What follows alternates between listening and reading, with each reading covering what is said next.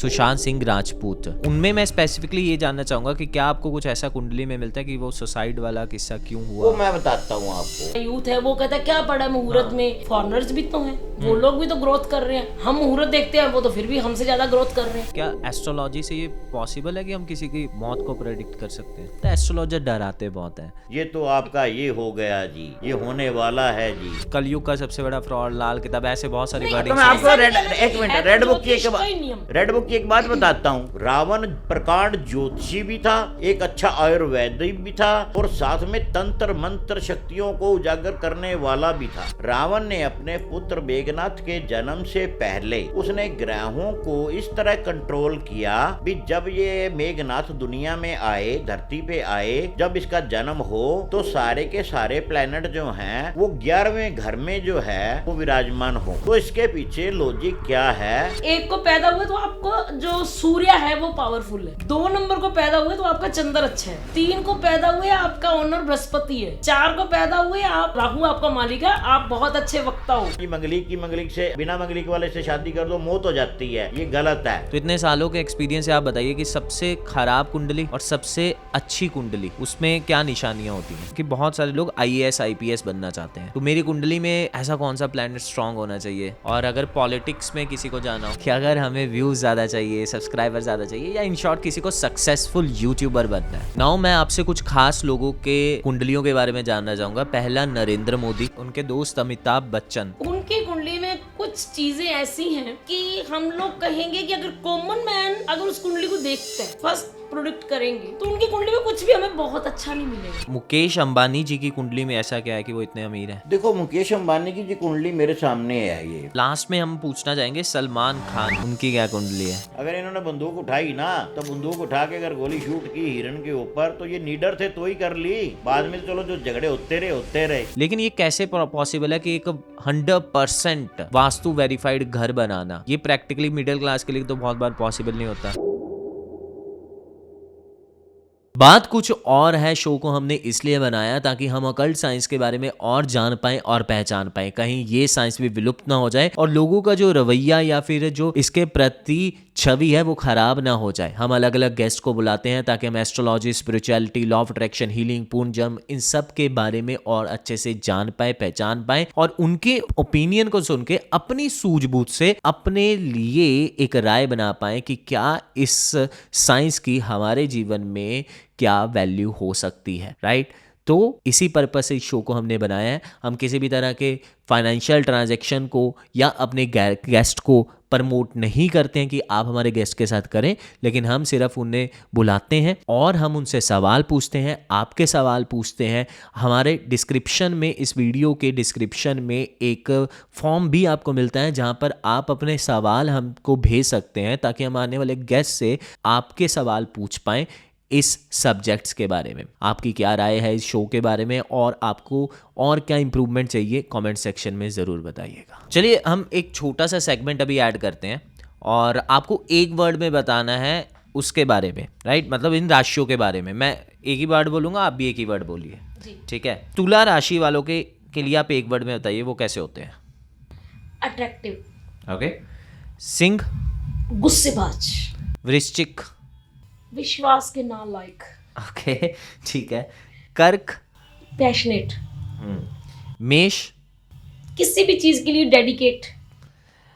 कन्या, पंक्चुअल। और लिस्ट में है नहीं लेकिन फिर भी कुंभ। Future planner. ठीक है। ठीक है। जैसे हमारा बहुत सारी चीज़ों को लेकर बात हो रहा है, तो एक नॉर्मल चीज़ होती है कि मुहूर्त निकाला जाता है हर चीज़ का, ठीक है?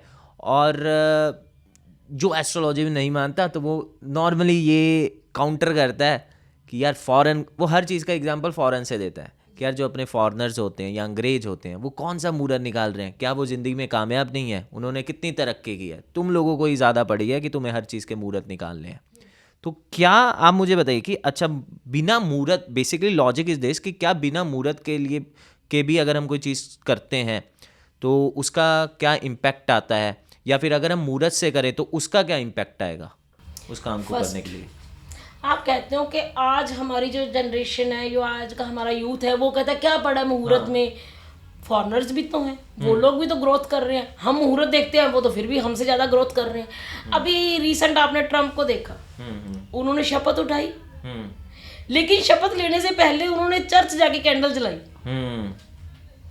कहीं तो उनके अंदर फेथ है ना, बिल्कुल पावर है ना, कहीं तो उन्होंने पॉजिटिव सोच के उसके ऊपर गए हैं। क्योंकि हमारा धर्म जो है वो सनातन धर्म से बिलोंग करता है, तो नेचुरली ये है। दूसरे धर्म जो है ना वो हमारे धर्म से अलग है।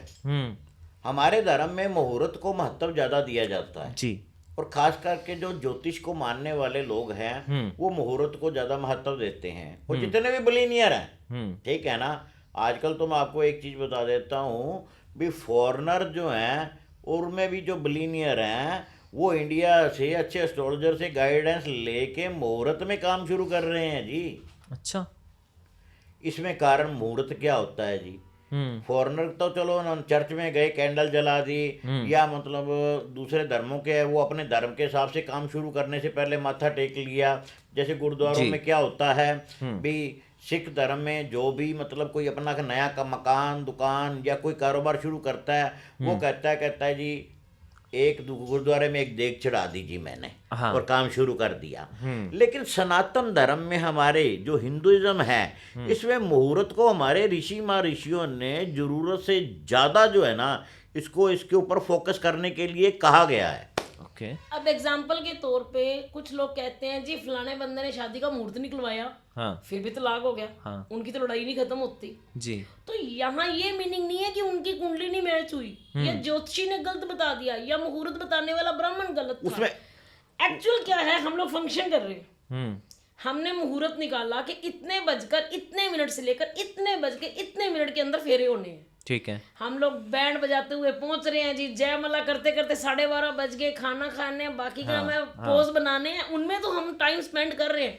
इन चक्रों में फेरों का सही मुहूर्त निकल गया। जब तक आप फेरों पे बैठे तब तक कोई नेगेटिव योग शुरू हो गया, फेरे गलत टाइम में हो गए और वो सारी लाइफ को उथल पुथल कर देंगे। क्योंकि एक इंसान की कुंडली 2 बार बनती है, पहला बर्थ के टाइम, अच्छा, दूसरा जिस वक्त वो फेरे ले रहा है। 2 अलग अलग लोग इकट्ठे हो रहे हैं, ओके। 2 अलग अलग कुंडलियां एक दूसरों में मर्ज हो रही हैं। वो एक रीबर्थ है आप दोनों का। तो उस टाइम की जो कुंडली है वो आपकी फ्यूचर लाइफ है, वो आपकी कपल लाइफ है। इसी मुहूर्त पे ही मैं आपको डिटेल में बताता हूँ। बंदा उठा ज्योतिषी के पास गया, ठीक है जी मैंने ये लड़की पसंद की है, ठीक है ना जी, और मेरा ये लड़का है, लड़के की डेट ऑफ बर्थ ये है, लड़की की ये है, आप कुंडली मैच करो और मेरे को बताओ। पंडित जी ने या एस्ट्रोलॉजर ने क्या किया, कुंडली को मैच कर लिया, अच्छी कंडीशन में मैच कर लिया। देखा भी 36 में से जो है मतलब 33 गुण या मतलब 28 गुण मिल रहे हैं। उसके बाद उसने कुंडली को अलग से विवेचन कर लिया। गुणों को अकेला नहीं देखना चाहिए, साथ में कुंडलियों को भी देखना चाहिए। कुंडलियों के बाद नमाश कुंडलियों को भी देखना चाहिए, क्योंकि दोनों की लगन कुंडलियां भी हो गई। गोचर की खाली गुणों की नहीं है, ग्रहों के मैचिंग की है, ग्रहों की मैचिंग भी होनी चाहिए। उसके बाद नीचे जाके नमाश कुंडलियों को भी देख लिया। चलो एस्ट्रोलॉजर ने सारा ओके कर दिया, आपको यस कर दिया, ठीक है डन है, अच्छी कुंडली मिल रही है जिनकी लाइफ अच्छी कटेगी जी, ठीक है। अब आगे बात भी मेरे को जी इनकी शादी करनी है तो मेरे को फेरों का जो है ना दिन मान जो निकलता है इसका या मुहूर्त जो निकलता है फेरों का वो बताइए। अब पंडित जी ने फाइनल कर लिया भी 25 नवंबर को आपने रात को जो है 1 बजे से लेकर 3 बजे के बीच में फेरे करने। अब कंडीशन क्या हुई, बारात आते आते उसने 12 बजा दिए। अब पहले मिलनियाँ शुरू हो गई, फिर उसके बाद रिबन कटाई के ऊपर टाइम लग गया, फिर जयमाला पे टाइम लग गया, फिर फोटोग्राफर खींच के ले गया, पोज बनाने शुरू कर दिए, ठीक है जी। अब क्या है वहाँ पे टाइम देखा 1 से ऊपर होना शुरू हो गया। पंडित बार बार बोल रहा जजमान जी अपने पुत्र को और पुत्री को बुलाओ जी, फेरों का टाइम जा रहा है। और कोई नहीं, कर लेते हैं जी, कर लेते हैं। अब क्या है टाइम था 1 से 3 का, 1 से 3 का टाइम निकल गया, आ गए फेरे करने के लिए, बैठ गए। अब पंडित को क्या है, पंडित को तो ये मतलब है भी ठीक है फेरे तो करने ही है, उस मुहूर्त में नहीं कराया ये तो नहीं कहेगा ना भी मैं नहीं करता मैं चला, मजबूरी में करेगा, कुछ नहीं बोलेगा। तो क्या हुआ, गलत मुहूर्त में जो मुहूर्त सही था, एक चीज मान के चलना दिन के बाद रात आती है, रात के बाद दिन आता है, ठीक है ना जी। वैसे ही एक नियम है, मुहूर्त अच्छे के बाद बुरा मुहूर्त आता है, ठीक है ना। अच्छा मुहूर्त तो एस्ट्रोलॉजर ने निकाल के दिया, वो तो आपने स्पेंड कर दिया टोटल टाइम वेस्ट करके, ठीक है। बुरे मुहूर्त में फेरे ले लिए। अब क्या दोष जाता है जी, थोड़े दिन के बाद 2 महीने बाद पता चला भी मियाँ बीवी में ऐसा होना शुरू हो गया। धीरे धीरे कहानी बढ़ते बढ़ते बढ़ते बढ़ते संतान नहीं पैदा हो रही जी, या तलाक की नौबत आने लग गई, या आपस में झगड़े बढ़ गए, एक दूसरे से मारकुटाई शुरू हो गई। वो उसने घर छोड़ा, पत्नी ने अपने मायके चली गई। तब वो पता क्या कहते हैं जोशी को जाके, आपने तो कहा था कुंडली अच्छी मिल रही थी, ठीक है, और गुण भी अच्छे मिल रहे हैं, इनकी लाइफ अच्छी जाएगी, ये तो तलाक पे बात पहुंच गई। ये फैक्ट है मुहूर्त का। हमने थोड़ी सी गलती की। मुहूर्त इतना इम्पोर्टेंट, मुहूर्त इतना इम्पोर्टेंट है, इसके पीछे एक आपको बहुत बड़ी हिस्ट्री की मतलब पॉइंट बताता हूँ शॉर्ट में जी। जिस वक्त आपने रामायण तो पूरी सुनी होगी, पूरी अपने सनातन धर्म ने सबने देखी भी है, और रामायण के बारे में तो हर डिटेल जानता है, छोटा छोटा बच्चा भी राम के बारे में जानता है। जी जी जी। तो राम की रामायण जो थी, रामायण का मकसद एंड फेंड क्या था, भी रावण का वध करके सीता मैया को घर लाना है। एंड फेंड तो यही पॉइंट था ना। तो राम ने रावण का वध किया जी, और जब वो उसका वध किया, तीर लगे उसकी नाभि के ऊपर, तो वो शैया पे लेट गया। तो ये तो है नहीं कि तुरंत उसको मौत आ गई, मौत तो धीरे धीरे निकलती है। तो क्या हुआ, राम ने अपने छोटे भाई लक्ष्मण जी को बोला भी ये बहुत प्रकांड ज्योतिषी वैद का मतलब यानी जानते हो आयुर्वेद की नॉलेज रखने वाला। रावण प्रकांड ज्योतिषी भी था, एक अच्छा आयुर्वेदी भी था, और साथ में तंत्र मंत्र शक्तियों को उजागर करने वाला भी था। अच्छा, इतना बड़ा विद्वानी था। उसको हर चीज आती थी, जो मतलब उसकी कैटेगरी में जो उसने एक्सेप्ट की, वो हर चीज में परफेक्ट था। तो राम जी ने क्या किया, लक्ष्मण जी को बोला अभी ये ज्ञानी है, आप इनके पास जाइए और इनसे ज्ञान लीजिए। लक्ष्मण जी गए उनके पास, रावण के पास, और बोले जी मेरे को मेरे बड़े भाई ने भेजा है, आप बहुत बड़े ज्ञानी हो, मेरे को कुछ ज्ञान दीजिए। तो रावण शैया पे लेटा हुआ था, सामने लक्ष्मण जी खड़े थे। लक्ष्मण जी को बोले, कहते ठीक, सामने ताड़ का वृक्ष लगा हुआ है, अच्छा, उसके 7 पत्ते तोड़ के लाओ। अच्छा, लक्ष्मण जी ने 7 पत्ते तोड़ लिए। कहता है इनको इकट्ठा कर दो। लक्ष्मण जी ने इकट्ठा कर दिया। कहते अब ऐसे करो, इसकी लकड़ी थोड़ी सी तोड़ो और उसकी एक मेख बना लो। अच्छा, कील बना लो, यानी कि शार्प तो ऑब्जेक्ट। शार्प। हाँ, शार्प। तो उन्होंने शार्प कील बना ली। कहते जिस वक्त मैं बोलूं उस वक्त 7 पत्तों में ये कील घुसा देना। ठीक है। तो रावण ने ना टाइम देखा, मुहूर्त देखा, काल देखा, देख के और लक्ष्मण को बोलो कील घुमा दो बीच में। उन्होंने कील घुमा दी लक्ष्मण जी ने। अब क्या हुआ, कहते अब निकाल के देखो। कील निकाली, पहला पत्ता सोने का, ताड़ का पत्ता पहला पत्ता सोने का बन गया, अच्छा, दूसरा चांदी का, तीसरा तांबे का, उसके बाद जो है अलग अलग मेटल के, और एंड में ताड़ का पत्ता। वो भी अब काला। लक्ष्मण जी कंफ्यूज हो गए। कहते रावण से बोले भी ये आपने मेरे से जो कार्य करवाया है, मैंने सीख इसमें डाली है, सारे पत्ते एक जैसे बनने चाहिए थे, चाहे सोने के बनते, चाहे पित्तल के बनते, चाहे चांदी के बनते, ये अलग अलग क्यों प्रभाव आ रहा है, मतलब अलग अलग पत्ते क्यों बने। तो रावण बोला, कहता दुनिया में, पूरी सृष्टि में मुहूर्त का सबसे बड़ा विधान है, और इस मुहूर्त को तूने देरी से किया। जब मैंने तेरे को बोला तूने आराम से कील डाली, तो पहला पत्ता सोने का, दूसरा चांदी का, तीसरा तांबे का, और बाकी अलग अलग मेटल के बाद एंड में ताड़ का पत्ता। अगर जब मैंने तेरे को बोला था तो तू तुरंत अगर फास्ट से कील डाल देता, उसमें वो सुई उसके अंदर अच्छी तरह चुभो देता तुरंत जल्दी से, तो सारे पत्ते सोने के बनते। लक्ष्मण के हाव भाव देखने वाले हो गए कि मुहूर्त में इतनी ज्यादा ताकत है। तो वही उस मुहूर्त वक्त के बारे में रावण बताता ने हूं। बोला कि ये एक पल का मुहूर्त था। एक पल में जो जिस गति से वो पिन टच हुई, उस तरह का वो पत्ता बना। मैं आपकी ऑडियंस को आपके पॉडकास्ट के माध्यम से ये बताना चाहता हूं कि मुहूर्त के ऊपर विशेष ध्यान रखें। जितने भी पंडित लोग हैं, जितने भी एस्ट्रोलॉजी जानने वाले हैं, उनसे मिलके, मैं ये नहीं कहता मेरे को मिलो, किसी से भी मिलो, आपके नज़दीक जो है उसको पंचांग अच्छा देखना आता हो। सबसे बड़ी जरूरत ये है, पंचांग अच्छा देखना आता हो और मुहूर्त अच्छा होना चाहिए। और अच्छे मुहूर्त में किया गया काम कभी विफल नहीं होता, ठीक है, सक्सेस होता है। तो मुहूर्त किस लिए माना जाता था भी हमारे काम की गारंटी हो जाती थी भी ये सक्सेस होगा।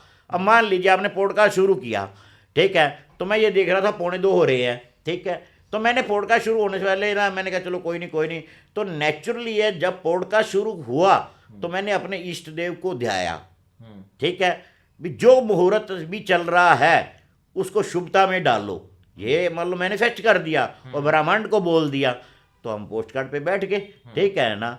तो ये मतलब मुहूर्त का इतना बड़ा फैक्ट है कि मुहूर्त के बिना इंसान को नहीं चलना चाहिए, जो मेरी कैलकुलेशन कहती है। अगर मुहूर्त को मान के चलते हो तो आप जिंदगी में सक्सेसफुल है ही हो। और जितने बिलियनियर है, अभी आने वाले टाइम में लोग, आप कहते हो ना कि लोग मानते नहीं है, आने वाले टाइम में लोग बहुत अवेयर हो चुके हैं। आजकल का जो बेबी का बर्थ है ना वो कंट्रोल्ड है, हम सर्जरी करवा सकते हैं। हाँ। लोग डॉक्टर से अपॉइंटमेंट लेने से पहले एस्ट्रोलॉजर की अपॉइंटमेंट लेते हैं। हमें वो टाइम निकाल के दो कि जिस टाइम में हम बेबी कंसीव करें। और ये केस मेरे पास आते हैं, हम लोग रोज सॉल्व करते हैं। हमें वो टाइम निकाल के दो कि हम किस टाइम में बेबी को धरती पे लाएं कि ताकि उसका फ्यूचर सिक्योर हो जाए। मुझे आपकी बात से एक बात याद आ रही है कि ये ना डिस्कशन हो रही थी मेरी योगेश से ही, तो ये सेम बात थी। तो हमने बोला, हमारी ये डिस्कशन थी कि अगर सारी चीज़ें पहले से हैं कि अगर कोई इस वक्त पे आता है दुनिया में तो उसका ऐसा ऐसा होने वाला है, राइट, ये होता है। अब जो बहुत अमीर लोग हैं तो उनके हाथ में थोड़ी है कि वो किस वक्त अपने बेबी को ले। फिर हमारी यही डिस्कशन हुई कि क्या पता होता हो और वो इस चीज़ें इस तरह से प्लान करते हो चीज़ें। हमारे पास बहुत से ऐसे लोग हैं, हम किसी दूसरे की एग्जांपल नहीं देते, हमारी लाइफ का प्रोडिक्शन है। हमने जब सेकंड बेबी प्लान किया था तो हर चीज का मुहूर्त, हर चीज का नियम लागू करके किया था। हमारा बेबी सजेरियन हुआ है, हमने डॉक्टर को टाइम दिया था कि इस टाइम से पहले आपने ऑल पिन भी नहीं लगानी, यानी कि नीडल भी नहीं लगानी, और इस टाइम के बाद बेबी का बर्थ होना चाहिए। वैसे किया हमने, सेम किया है। और टचवुड, हमारा जो हमारे आसपास हमारे पुराने दोस्त हैं, वो आप कहीं से भी नॉलेज ले सकते हो कि उस बेबी के आने के बाद हमारी लाइफ 110% चेंज होगी, रात से दिन हो गया। This is the importance of muhurat. This is the importance of muhurat. Content. आपने एक रावण की कहानी सुनाई फॉर मुहूर्त, राइट, कि कितना इंपॉर्टेंस है। मेरे को एक रावण की कहानी और भी मालूम है जो हमने नोट किया है कि उनका ऐसा था कि उनका शायद ये इच्छा थी कि उनके बेटे के कुंडली में 11 ग्रह एक साथ आ जाएं, ठीक है, इसको आप सही कीजिएगा, ताकि वो पूरी दुनिया में राज कर सके। तो ऐसे क्या होता है कि मैं बताता हूँ आपके क्वेश्चन में जो है ना, वो क्वेश्चन क्या है भी, रावण ने अपने पुत्र मेघनाथ था जी। रावण ने अपने पुत्र मेघनाथ के जन्म से पहले उसने ग्रहों को इस तरह कंट्रोल किया भी जब ये मेघनाथ दुनिया में आए, धरती पे आए, जब इसका जन्म हो तो सारे के सारे प्लैनेट जो हैं वो 11वें घर में जो है वो विराजमान हो। तो इसके पीछे लॉजिक क्या है? वैदिक एस्ट्रोलॉजी के नियम के अनुसार अगर हम चलते हैं तो कुंडली में 12 घर होते हैं, ठीक है ना जी। तो 12 घर में क्या होता है भी, अलग अलग राशियां पड़ी होती हैं, जैसे मेष, वृष, मिथुन, कर्क, सिंह, कन्या, तुला, वृश्चिक, धनु, मकर, कुंभ और मीन, ये 12 राशियां हो गई, ठीक है ना जी। तो 12 राशियों में से आपका लगन कौन सा बन रहा है और उससे 11 नंबर भाव जो जिसको बोलते हम 11वां भाव, उसमें कोई भी प्लैनेट आ जाए, चाहे वो शनि आ जाए, मंगल आ जाए, बुध आ जाए, कोई भी प्लैनेट आ जाए, वो अपना बुरा प्रभाव कम कर देते हैं। अच्छे प्लैनेट जो हैं वो अच्छा प्रभाव देना शुरू कर देते हैं, बुरे प्लैनेट बुरा प्रभाव कम कर देते हैं और बल्कि अच्छी स्थिति में लाना शुरू कर देते हैं। तो रावण ने सोचा भी क्यों ना मैं अपने बच्चे की आने की स्थिति से पहले ग्रहों को उसकी कुंडली में 11वें स्थान में सभी को बिठा दूं।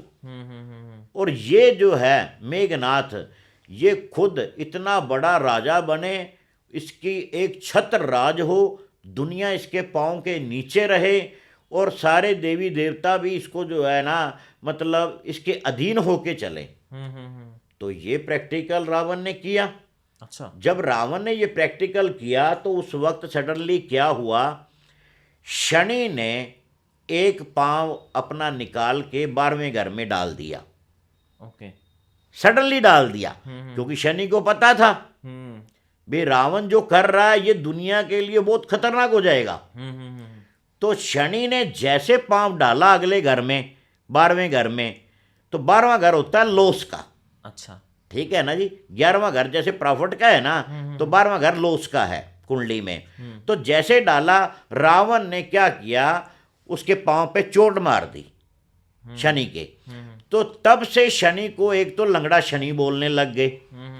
अब आपने कई बार कहीं यूट्यूब पर सर्च करना, आपको पता चल जाएगा, या गूगल पे सर्च करना भी शनि को लंगड़ा क्यों बोला जाता है, क्योंकि रावण ने चोट की थी उसके पांव पे। ठीक है ना।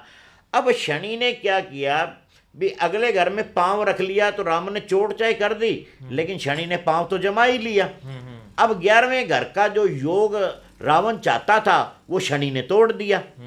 अगर वो शनि पांव ना रखता, ठीक है, तो नेचुरली ये है, रावण का पुत्र जो मेघनाथ है, ठीक है ना, ये सभी के ऊपर, सभी देवी देवताओं के ऊपर, दुनिया के ऊपर राज करने वाला एक पर्सन रहता, और इसकी उम्र भी अच्छी रहती। लेकिन पांव आगे आने की वजह से, चोट लगने की वजह से शनि तो लंगड़ा हुआ, लेकिन लंगड़ा होने के बावजूद उसने उसका मृत्यु तुल्य योग भी पैदा कर दिया, सिर्फ 12वें घर में पांव रखने से। ठीक है ना। तो जो है मतलब इसकी कंडीशन में रावण ने अपनी कोशिश की, ग्रहों ने अपनी कोशिश की, लेकिन रावण की वहाँ चली नहीं, शनि अपना काम कर गया। ये कहावत है, ये कहानी है सारी इसके ऊपर। ठीक है। और जो दूसरी कहानी है इसके रिलेटेड जो मैंने सुनी कि हनुमान जी ने शनि को छुड़ाया था उनकी गिरफ्त से, रावण ने उन्हें पकड़ के रखा था शनि हाँ, इसके पीछे भी 2 कहानियां हैं। ये स्टोरी अलग है, ये अलग है, ये स्टोरी अलग है। ये शनि की चाल के ऊपर है। शनि को जब मतलब रावण ने बांध लिया, अपने गिरफ्त में कर लिया, तो जब हनुमान जी को पता चला, तो हनुमान जी ने जो है उसने क्या किया, अपने प्रोसेस के मुताबिक जो स्टोरी आप बता रहे हो, वो हनुमान जी ने जो है ना वो छुड़वा लिया। उसको छुड़वा लिया तो नेचुरली है, शनिदेव जो है वो इस रिलेटेड बहुत प्रसन्न हुए भी ठीक है मैं आज़ाद हो गया। तो आज़ाद किसे अच्छा नहीं लगता, हर किसी को लगता है, जेल में तो कोई भी नहीं रहना चाहता। तो आज़ादी से जो है शनि मंगल की एक तरह से इंटरनल मैत्री हो गई। तो ये योग है। तो सर बहुत सारे मिथ्स भी हैं हमारे पास, आपको बताना है कि ये सच है या झूठ है, मिथ है या फैक्ट है नॉर्मली। ठीक है, आप एक वर्ड में भी बोल सकते हैं। जैसे ये बोला हमने सुना है कि 70% लोग दुनिया में मांगलिक हैं, ये मिथ है या फैक्ट है? 70 नहीं सर, 70 85% लोग जो हैं, 85% लोग जो हैं वो मांगलिक हैं। वो मांगलिक है, मांगलिक हैं। अब मैं बताता हूँ इसमें आपको, 85% लोग मांगलिक हैं, लेकिन सभी के ऊपर मंगल का दोष नहीं है। सभी के ऊपर मंगल का दोष इसलिए नहीं है क्योंकि 85% लोगों में वो भी लोग आते हैं जिनकी कुंडली में मंगल मंगलिक का योग बना रहा है। ठीक है, तो वो उसका परिहार भी साथ में है। अगर मंगल को किसी एंगल से चंद्रमा देख रहा हो, मंगल चंद्रमा के साथ हो, मंगल को बृहस्पति जो है मंगल को देख रहा हो, किसी भी एंगल से देख रहा हो अपनी दृष्टि के मुताबिक, चाहे वो 5वीं हो, 7वीं हो, 9वीं हो, मंगल शुभ भावों में बैठा हो, ठीक है, और उसके ऊपर शुभ ग्रहों की दृष्टि हो जाए, ठीक है ना, तो इस कंडीशन में जो है ना मतलब मंगलिक का दोष जो है ना वो भंग भी हो जाता है। कई जोशियों को तो पता ही नहीं है भी दोष भंग भी होता है मंगलिक का। तो 85% कुंडलियां मंगलिक होती हैं, और कईयों के अंदर मंगल का अंश ऐसा भी रह जाता है भी जैसे मान लीजिए एक फौजी है, वो उसकी शादी होगी, वो अपनी पत्नी को छोड़ के बॉर्डर पे चला गया, 6 महीने साल के लिए वापस नहीं आया, तो मंगल का दोष उसके ऊपर है, यानी वो मंगल के अधीन आ रहा है, वो भी एक तरह का साइलेंट मंगलिक है। दूसरी कंडीशन, ट्रक ड्राइवर है, मान लीजिए उसने ट्रक लोड किया, और यहाँ से निकला, बॉम्बे चला गया, गुजरात चला गया, आगे कांडला चला गया, वहाँ से होते हुए घूमते हुए वापस आया, महीना लग गया उसको, तो वो 1 महीने के लिए अपनी पत्नी और बच्चों से दूर रहा, खासकर पत्नी से रहा दूर, तो वो भी एक मंगलिक के अंश में आ जाता है। ठीक है ना। इसी तरह कैलकुलेशन करें तो 85% कुंडलियाँ मंगलिक होती हैं, लेकिन जो मंगलिक सही होता है ना जी, वो होता है अगर कुंडली के दूसरे भाव में, चौथे भाव में, ठीक है, 7वें भाव में, 8वें भाव में और 12वें भाव में अगर मंगल बैठा हो और कोई भी शुभ ग्रह अच्छी दृष्टि वाला मतलब चंद्रमा या बृहस्पति उसको ना देखता हो तो वो मंगलिक बन जाता है। लेकिन मंगलिक से एक वहम और भी चल रहा है, ये है कि हाँ जी मंगलिक से बिना मंगलिक वाले से शादी कर दो मौत हो जाती है, ये गलत है। सिर्फ ओनली 8वें घर में अगर मंगल होता है, चाहे वो लड़की के हो चाहे वो लड़के के हो, 8वें घर के मंगल की कंडीशन में अगर कोई उसका परिहार ना हो रहा हो तो सोच समझ के मैरिज करनी चाहिए। उस पर्सन वाले मंगलिक वाले पर्सन से सोच समझ के मैरिज होगी, तभी जाके उनकी जो है ना स्थिति इन फ्यूचर में जाके बेटर होगी, नहीं तो किसी को कोई ना कोई इशू जरूर हो जाएगा। बाकी घरों में मंगल अगर बैठा है वो मौत नहीं देता, वो सिर्फ क्या होगा, फिर अगर मान लो मंगलिक और नॉन मंगलिक से शादी हो जाती है तो लड़ाई झगड़े शुरू हो जाते हैं और साथ में मनमुटाव शुरू हो जाता है, डिवोर्स तक की नौबत आ जाती है, डिवोर्स होने की कंडीशन में पहुंचने के बाद अलग अलग रहने शुरू हो जाते हैं। तो ये कंडीशन जो है ना ये मंगलिक की बनती है। Got it. और आपने ये जो मौत वाली बात, मेरा नेक्स्ट भी यही था कि क्या एस्ट्रोलॉजी से ये पॉसिबल है कि हम किसी की मौत को प्रेडिक्ट कर सकते हैं? बिल्कुल कर सकते हैं, मौत को प्रोडिक्ट किया जा सकता है। मौत जो है वो 101 प्रकार की होती है। अच्छा। किसी भी तरह का बड़ा एक्सीडेंट होना, ज्यादा चोट लगनी, लंबी बीमारी का आना, वो भी मृत्यु तुल्य कष्ट है। मान लो बड़ी छत से गिरा, नीचे गिरा, दोनों पांव टूट गए, साल के लिए बेड पे चला गया, ये भी एक तरह की मौत है। आपका कुंडली में जब 8वें भाव में मंगल आ जाए या केतु आ जाए तो ऐसी कंडीशन में क्या होता है कि हमारी जो रीढ़ की हड्डी है ना, उसका जो लास्ट पिन होता है, लास्ट वाली बोन है, उसे हम लोग कहते हैं मोंकी टेल। अच्छा। केतु उस पे असर मारता है। खाली मंगल के मांगलिक होने से कुछ नहीं होगा। अगर आपकी कुंडली में मृत्यु तुल्य दोष आ रहा है, मंगल और केतु दोनों एक साथ खराब हो गए, तो आपकी उस बोन के ऊपर इन्फेक्शन हो जाएगी, उस बोन के ऊपर चोट आ जाएगी, आपके नीचे की हाफ बॉडी आपके कंट्रोल से बंद हो जाएगी, आपके कंट्रोल में नहीं रहेगी, लोअर पार्ट काम करना बंद कर देगा। वो भी मृत्यु तुल्य कष्ट है। एक अपाहिज है, दूसरों पे डिपेंडेंट है, वो जीता जी मुर्दा है। और जैसे आदमी कोमा में चला गया तो एक तरह की मौत ही होगी। पता तो नहीं वो ये वापस दोबारा सारी उठेगा या चीजें- नहीं उठेगा। तो मौत 101 प्रकार की होती है, लेकिन लास्ट वाली जो मृत्यु होती है वो अटल होती है, उसको कोई नहीं टाल सकता। उसको ना मैं टाल सकता, ना कोई ज्योतिषी टाल सकता, और ईश्वर ने तो लिख ही दी है। हाँ, जो ये एक्सीडेंट है या मतलब कोई लंबी बीमारी है, कोई चोट लगने वाली है, इसमें एस्ट्रोलॉजर कैलकुलेट कर लेता है भी तेरे को मृत्यु तुल्य कष्ट आ रहा है, यानी मृत्यु तुल्य, मृत्यु के बराबर वाला मृत्यु तुल्य कष्ट आ रहा है भाई, इस समय में यह उपाय कर ले, तेरी जो है ना सेफ्टी शुरू हो जाएगी। जस्ट लाइक एक एग्जांपल बताता हूँ। आज थोड़े दिन पहले मतलब मेरे घर से मतलब अबोर से करीबन 70 किलोमीटर दूर एक डाबाली शहर है, ठीक है। वहाँ एक लड़की ने मेरे से कांटेक्ट किया, ठीक है। वो मेरे पास आना चाहते थे, आए, मैंने टाइम दे दिया, टाइम पे हम बैठ गए। कहते जी मैं अपने बारे में कुछ नहीं जानना चाहती, मेरी मदर, खुद की मदर इस वक्त इस कंडीशन में, डॉक्टरों ने जवाब दे दिया। हाँ। कहते जी वो मौत की कंडीशन पे है, जवाब दे दिया है। मैंने पूछा भी रीज़न क्या हुआ? कहते जी फिजिकल के अकॉर्डिंग ऐसे ऐसे ये बीमारी लग गई है, तो डॉक्टर ने बोला भी अब इनका लंबा चलना मुश्किल है, तो नेचुरली ये ख़त्म है। तो मैंने उनको बोला, मैंने कहा भी ठीक है, मैं ईश्वर नहीं हूँ, मैं मौत को रोक नहीं सकता, हालात बने हुए हैं, मौत आने वाली है। हाँ, आप एक काम कीजिए, आप अपनी जेब से, खुद की जेब से उस अपनी मदर के अकॉर्डिंग उनका नाम लेके शमशान घाट में एक आदमी के जलने लायक जितनी लकड़ियां बलती हैं, जलाई जाती हैं, उतनी लकड़ियों का जो दान दे के और पर्ची कटवा के अपने नाम पे या अपनी माता जी के नाम पे घर पे रख लो, हो सकता है ये स्वस्थ होना शुरू हो जाए। और ये रेमेडीज मैंने इनको नहीं, कई लोगों को करवाई थी। तो अगर मृत्यु तुल्य कष्ट आ रहा है, आपको पता चल गया है, तो नेचुरली ये प्रोसेस अगर किया हमने, तो उसके बाद हमने खुद ये देखा है भी आदमी स्वस्थ होता हुआ दोबारा ठीक हो गए, चलना फिरना शुरू कर दिया उसने। तो ये भी हमने क्या किया भी उसको रेमेडीज बताई। और रेमेडीज वैदिक एस्ट्रोलॉजी के अनुसार देखा जाए तो रेमेडीज में हम क्यों कहते हैं रेमेडीज में पावर है।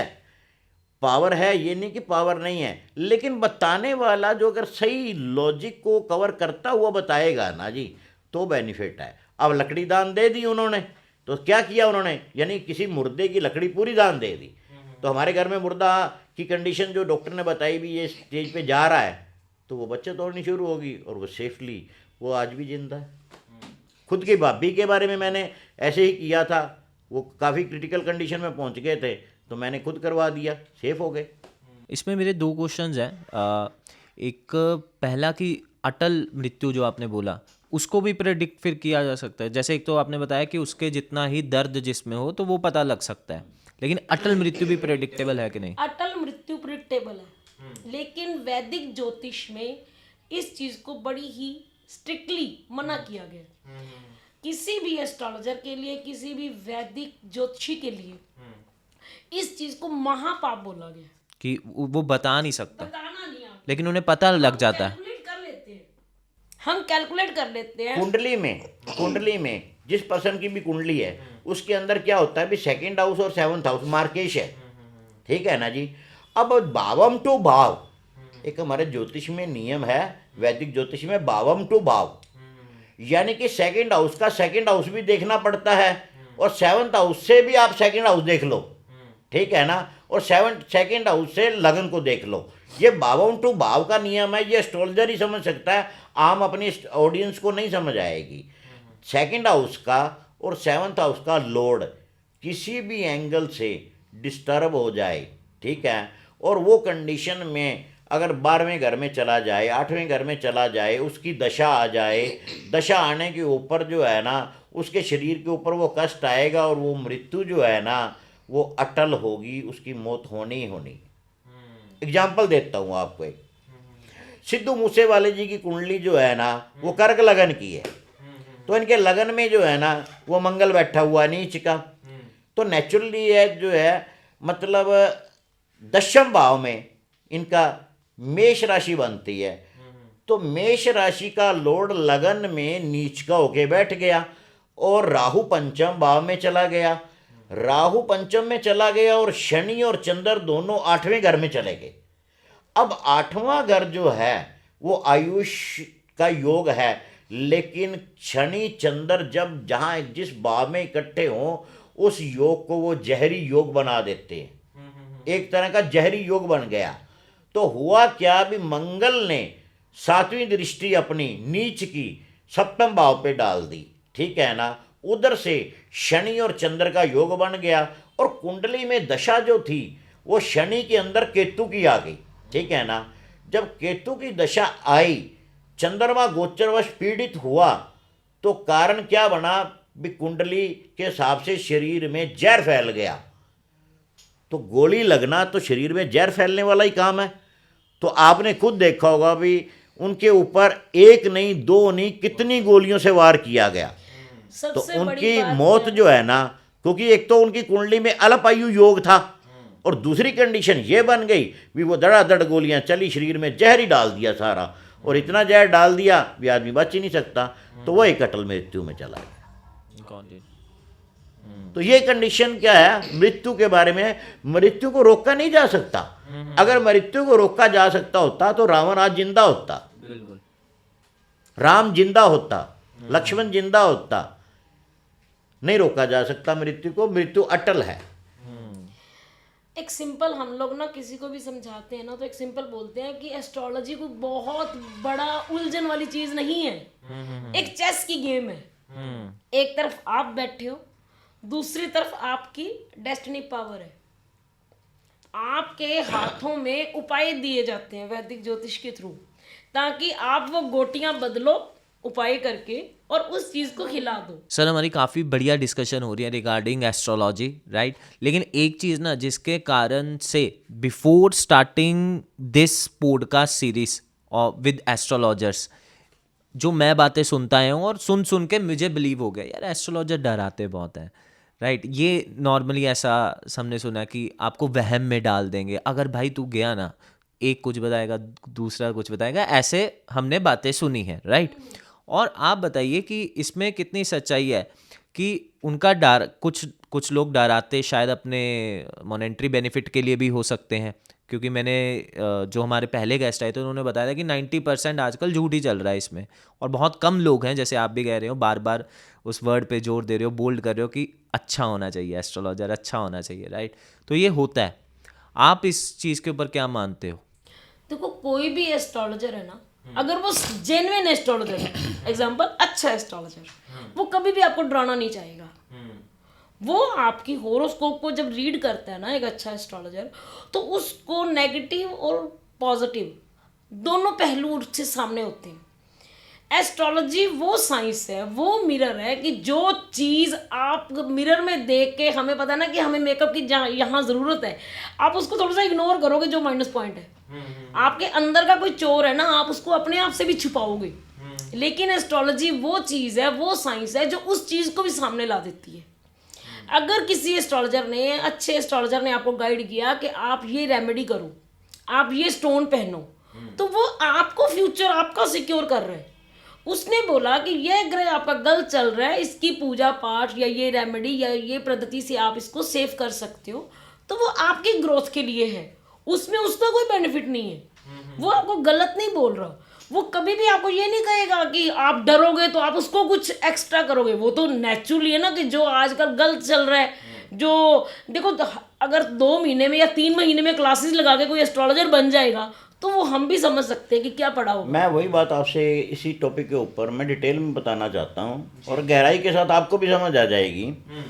क्या हुआ अभी आज से करीबन पिछले 6-7 सालों में मैं एक चीज़ नोट कर रहा था भी, यूथ जैसे उठ रहा है, पढ़ाई कर रहा है, उसने मान लीजिए अपनी जो क्लासेज हैं लगाई और मतलब उसने जो है ना स्टडी कर ली, लेकिन हमारी गवर्नमेंट के पास इतनी पावर नहीं है भी हर आदमी को सरकारी नौकरी दे सके। ठीक है ना?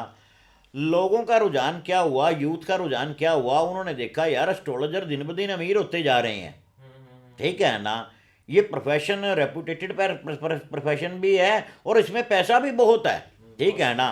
तो यूथ ने क्या किया भी क्यों ना हम इसके अंदर जाएं, तो उन्होंने क्या किया, उन्होंने क्लासेस लेनी शुरू कर दी। जैसे चंडीगढ़, दिल्ली, नोएडा, इधर जो है क्लासेस देनी शुरू कर दी है। मान लीजिए मेरी प्रैक्टिस और मेरी स्टडी 40 साल की है। अगर मान लीजिए आप मेरे पास रोज़ 2 घंटे लगाते हो, मैं आपको स्टडी देनी शुरू कर दूं, मान लो मैंने आपके साथ कमिटमेंट कर ली भी मैं 50,000 रुपये आपसे लूँगा और 2 महीने में आपको जो है ना एस्ट्रोलॉजी की फुल गाइडेंस दे दूँगा। होता क्या है भी मैंने आपको गाइडेंस दी 1 रुपये में से मात्र 10 पैसे, बाकी फिर बोल दिया भी मैंने भाई तेरे को ट्रेंड कर दिया, अब तू बाकी बाज़ार से बुक्स ला, खरीद, पढ़। ठीक है? और पढ़ने के बाद जो है ना तू इसको अप्लाई करना शुरू कर दे। बंदा सोचता भी मैं एस्ट्रोलॉजर बन गया, एक दुकान बनाई, उसके ऊपर बोर्ड लगा दिया। अब बोर्ड लगा दिया तो नेचुरली है एस्ट्रोलॉजर के पास लोग आने शुरू हो जाते हैं। दुखी तो दुनिया है ही है, तो नेचुरली है इंसान एस्ट्रोलॉजर के पास पहुंचता है। पहुंचने के बाद जब एस्ट्रोलॉजर उसकी कुंडली वॉच आउट करता है, ठीक है ना, कई बार तो क्या होता है भी समझ ना आए तो वो किताब उठा लेता है, या कई बार बोल देगा भी आप ऐसे करो कुंडली को पढ़ा रहने दो, मैं स्टडी कर लूँगा और 10 दिन बाद आपको या 2 दिन बाद आपको बताऊँगा। ठीक है ना जी? वहाँ से स्टडी शुरू हुई, लेकिन उनके बताई हुई रेमेडीज काम नहीं कर रही थी। ठीक है? उपाय बताए हुए काम नहीं कर रहे थे, सामने वाले पर्सन को बेनिफिट नहीं हो रहा था, तो नेचुरली क्या है वो डिप्रेस में जाने शुरू हो गए। उनके माइंड में आ गया यार ये एक डर का धंधा बन गया है, डर का धंधा है, डराओ। ठीक है?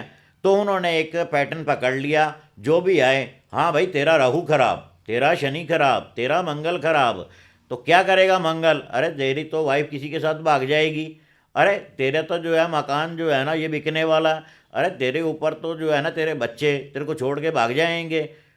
तो डराने का, डर का धंधा ऐसा पैदा कर दिया पिछले 5-4 सालों में, जिससे क्या है ज्योतिषी, कई ज्योतिषी जिसको मैं अधूरे ज्योतिषी बोलता हूँ, ठीक है ना, उन्होंने डर का धंधा पैदा कर दिया और उसकी वजह से अच्छे एस्ट्रोलॉजर थे जो, ठीक है ना, वो भी बदनाम होने शुरू हो गए। अब अच्छा एस्ट्रोलॉजर जो है वो अगर आप उसके साथ बैठते हो, वो आपसे अच्छी बातें करता है और एक तरह से आपका वो साइकेट्रिक डॉक्टर होता है। एक अच्छा एस्ट्रोलॉजर एक अच्छा साइकेट्रिक होता है जो लॉजिकली सिस्टम से आपकी कुंडली देख के आपके उपायों को बताता है। और जो नॉर्मल है पर्सन वो सीधा ही आ जाएगा, कुंडली लगाई, देखते हो ये तो आपका ये हो गया जी, ये होने वाला है जी। तो डर के धंधे में जेब से पैसा निकालने के लिए ये प्रोसेस हो रहा है और हम ऐसा काम नहीं करते। और ना ही कोई अच्छा एस्ट्रोलॉजर, मैं अकेला नहीं, कोई अच्छा एस्ट्रोलॉजर भी होगा ना, आप स्टडी करके देख लेना गूगल के ऊपर, क्योंकि गूगल ही सबसे बड़ी चीज़ है, ठीक है ना। अच्छे एस्ट्रोलॉजर कभी भी किसी को एक तो गलत गाइड नहीं करेंगे, दूसरा डराएंगे नहीं। अब मान लीजिए मैंने आपसे बात की, ठीक है ना, आपकी कुंडली मैंने वॉच आउट की, मेरे को दिखा अभी आने वाला नेक्स्ट ईयर जो है ना सर आपके लिए ना थोड़ा सा कष्टफुल है, जिसमें कि आपको जो है ना थोड़ा सा फिजिकली प्रॉब्लम आती है, थोड़ी सी फाइनेंशियली आती है। तो इसके से बचने के लिए आप ऐसे करो, पहले इन 2 प्लेनेट को कवर कर लो। तो आना तो इसने मान लो 2026 में है, आप 2025 में ही इसको रिकवर कर लो, ठीक है ना। वो तो होगी एक लॉजिक वाली बात। और आते ही मैं कहूँ सर आपका तो काम हो गया जी, आप तो बस डूब गए, आप नहीं बचने वाले, मैं भी कुछ नहीं कर सकता। हाँ एक रास्ता है, आप इतना पैसा दो, ये पाठ करवा देते हैं, ये पूजा करवा देते हैं, तो इससे जो है ना आपकी बचत हो जाएगी। एक्चुअली क्या है, 75% धंधा डर का बना हुआ है एस्ट्रोलॉजी। डर से पैसा निकलवाना इजी है। हाँ, आम बंदा पैसा नहीं निकाल पाएगा, डर से निकालता है, तो डर से निकाल भी रहे हैं। जोशी गलत नहीं है। हर जोशी गलत नहीं है, ये आपके पॉडकास्ट पे मैं बोल रहा हूँ। बहुत अच्छे एस्ट्रोलॉजर बैठे हैं, लेकिन जो डर का धंधा कर रहे हैं, मैं उनको आपके पॉडकास्ट के जरिए ये बताना चाहता हूँ, अरे यार अच्छी किताबें पढ़ लो, लोगों को सही ज्ञान दे दो। सही ज्ञान दोगे तो लोग आपके पास पैसा खुद लेके आएंगे, कितना चाहिए आप ले लो, डर से पैसा मत लो, कभी मत लो।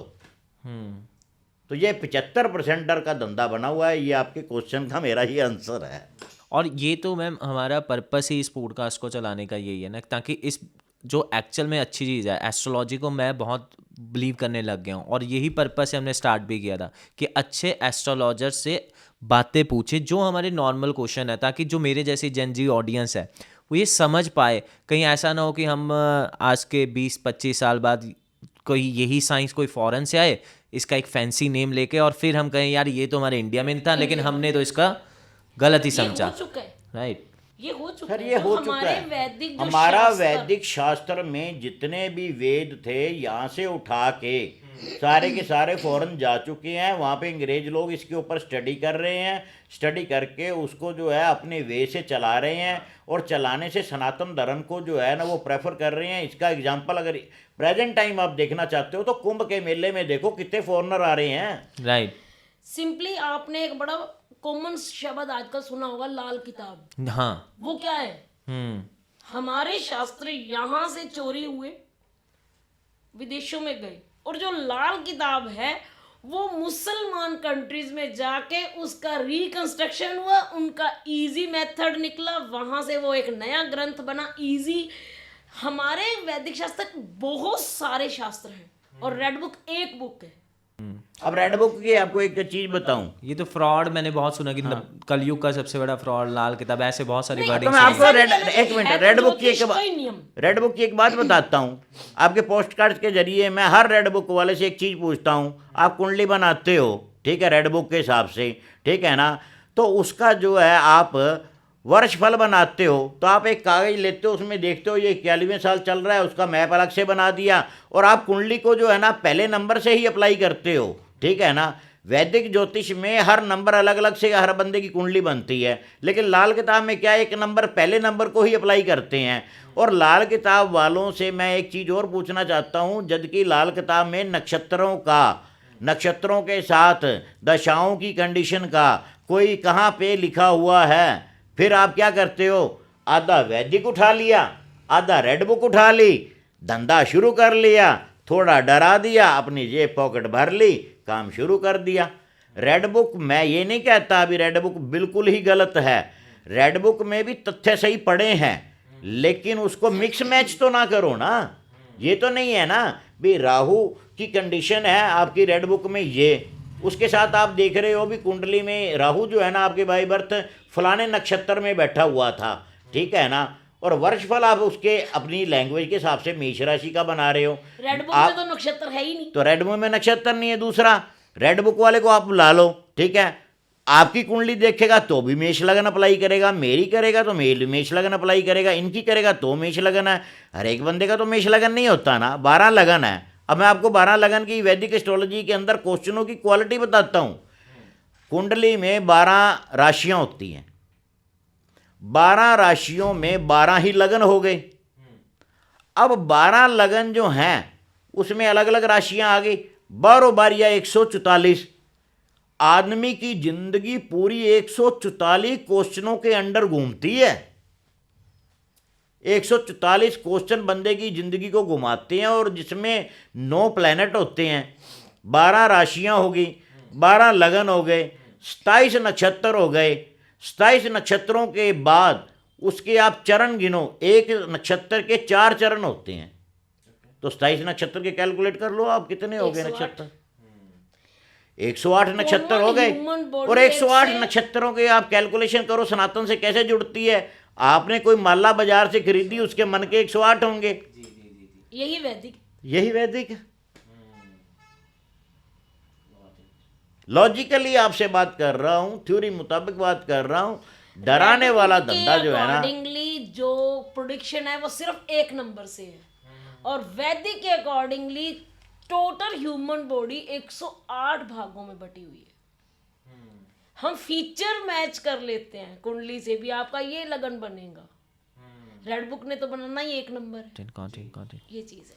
तो सर हम कुंडली की बात कर रहे थे, तो कुंडली में अगर आपको ईयर इतने सालों का एक्सपीरियंस है, तो इतने सालों के एक्सपीरियंस से आप बताइए कि सबसे खराब कुंडली और सबसे अच्छी कुंडली जो होती है उसमें क्या निशानियां होती हैं। सबसे जो खराब कुंडली है उसमें जिस कुंडली में ज्यादा ग्रह नीच के या बुरी अवस्था में पड़े होंगे वो खराब कुंडली में मानी जाएगी। जिस कुंडली में ज्यादा ग्रह अच्छी स्थिति में, अच्छे अंशों पर, अच्छे स्थानों में पड़े होंगे वो अच्छी कुंडली मानी जाएगी। हमारी जो होरोस्कोप है उसमें 6, 8 और 12 3 भाव बुरे माने जाते हैं।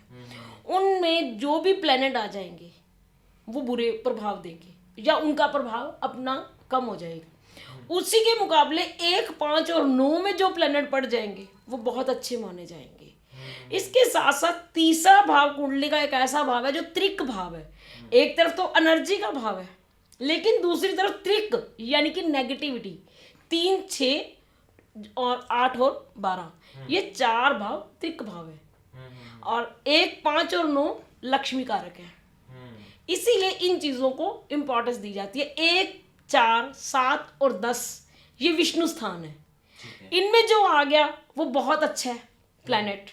अब अगर किसी प्लैनेट की डिग्री कम हो गई, हमारी कुंडलीज में 30 डिग्रीज होती है किसी भी प्लैनेट की, रनिंग का जो पीरियड होता है वो 30 डिग्रीज का होता है। अगर कोई डिग्री मतलब 1 से 10 के अंदर है तो वो कमजोर अवस्था है। उसके बाद 21 से 30 है तो वो भी कमजोर में है, यानी इधर बचपन है, इधर बुढ़ापा है, सेंटर में जवानी है। 11 से 20 तक जो प्लैनेट 11 से 20 में है वो अच्छे भाव में है तो बहुत अच्छी कुंडली, और अगर वो बुरे भाव में है तो बुरी स्थिति।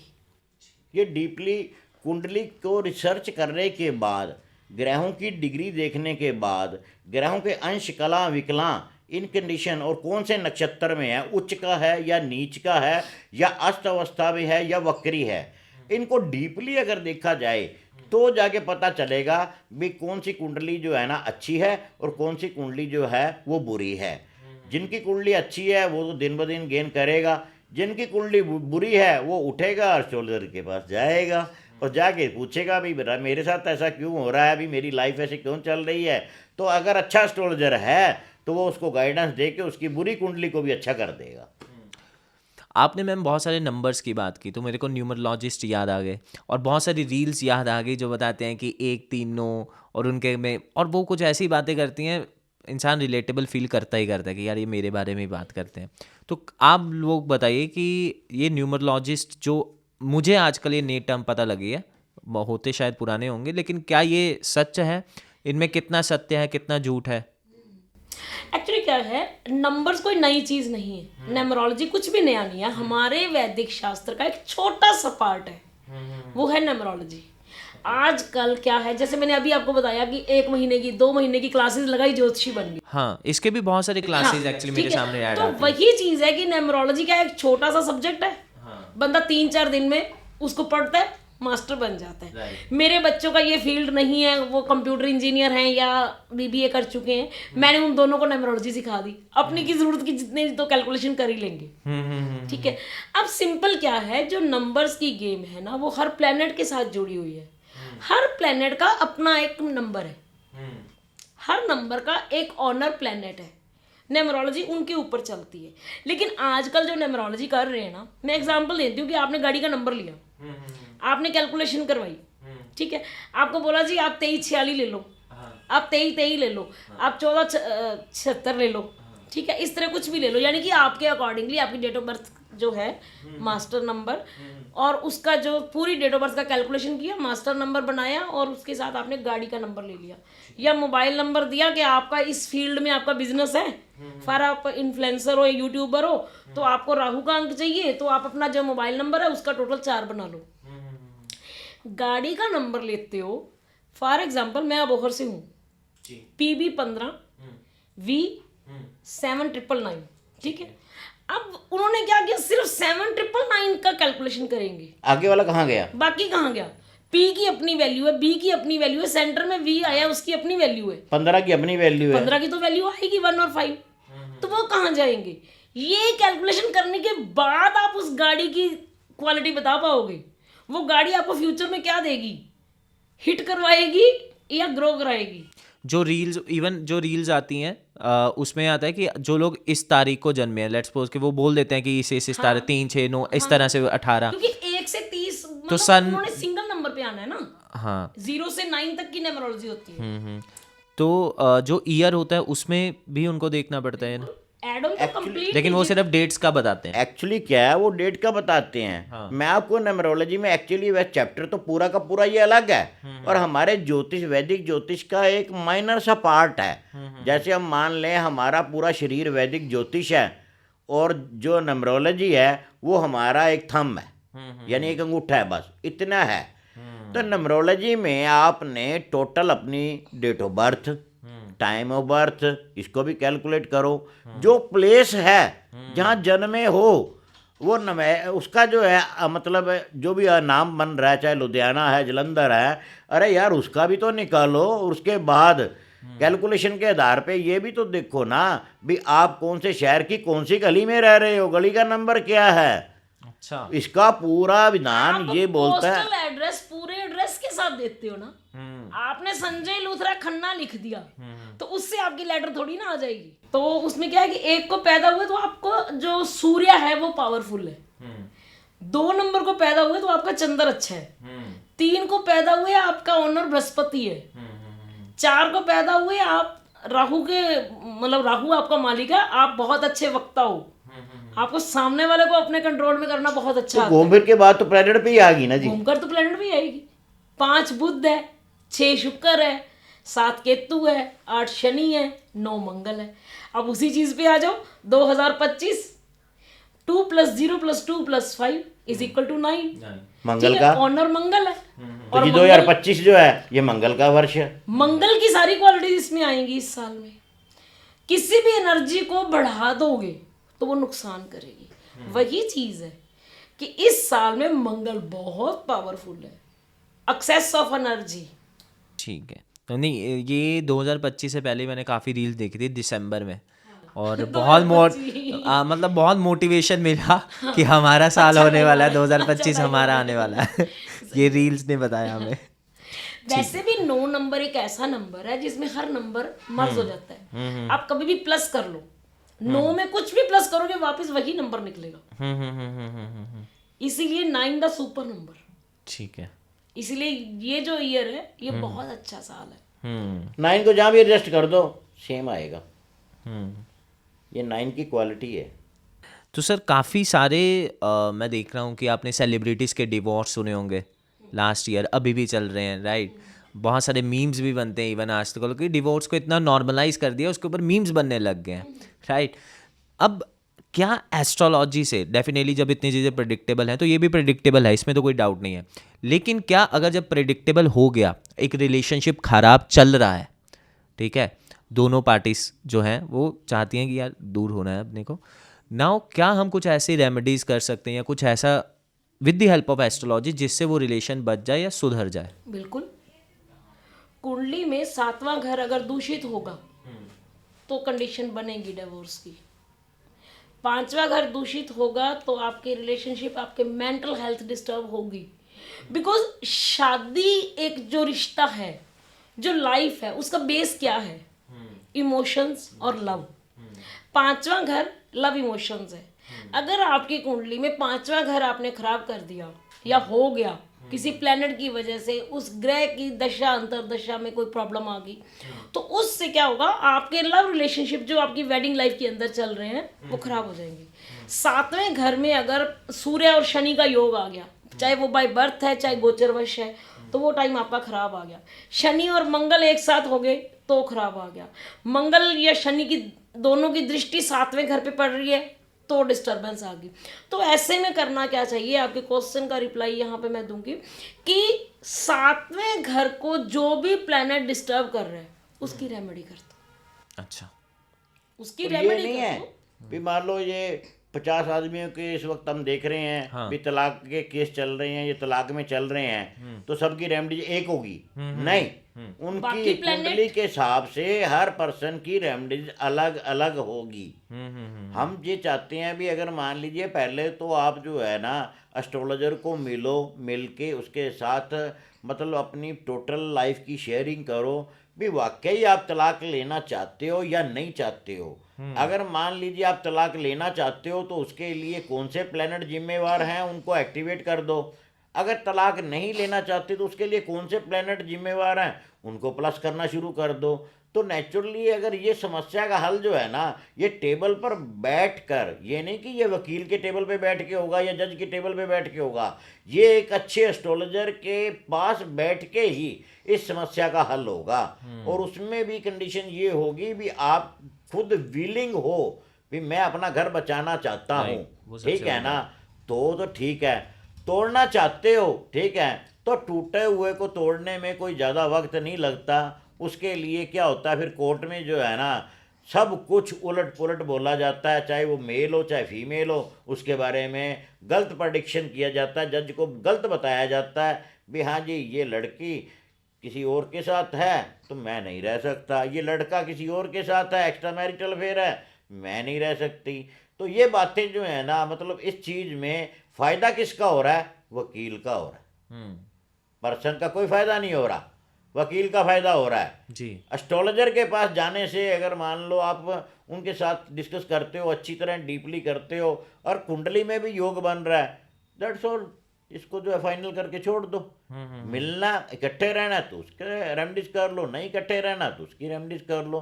लेकिन इसकी हम सोचें भी एक ही रेमडी, जैसे मान लो एक पॉडकास्ट में देखा आदमी बोला ये एक गिलास उठाओ, ठीक है, गिलास मतलब उसका प्लास्टिक का, उसमें मतलब जिससे तलाक लेना चाहते हो उसकी फोटो नॉर्थ अपना के वेस्ट के कोने में जाके रख दो, ठीक है, वो बंदा जो है ना उसका तलाक हो जाएगा।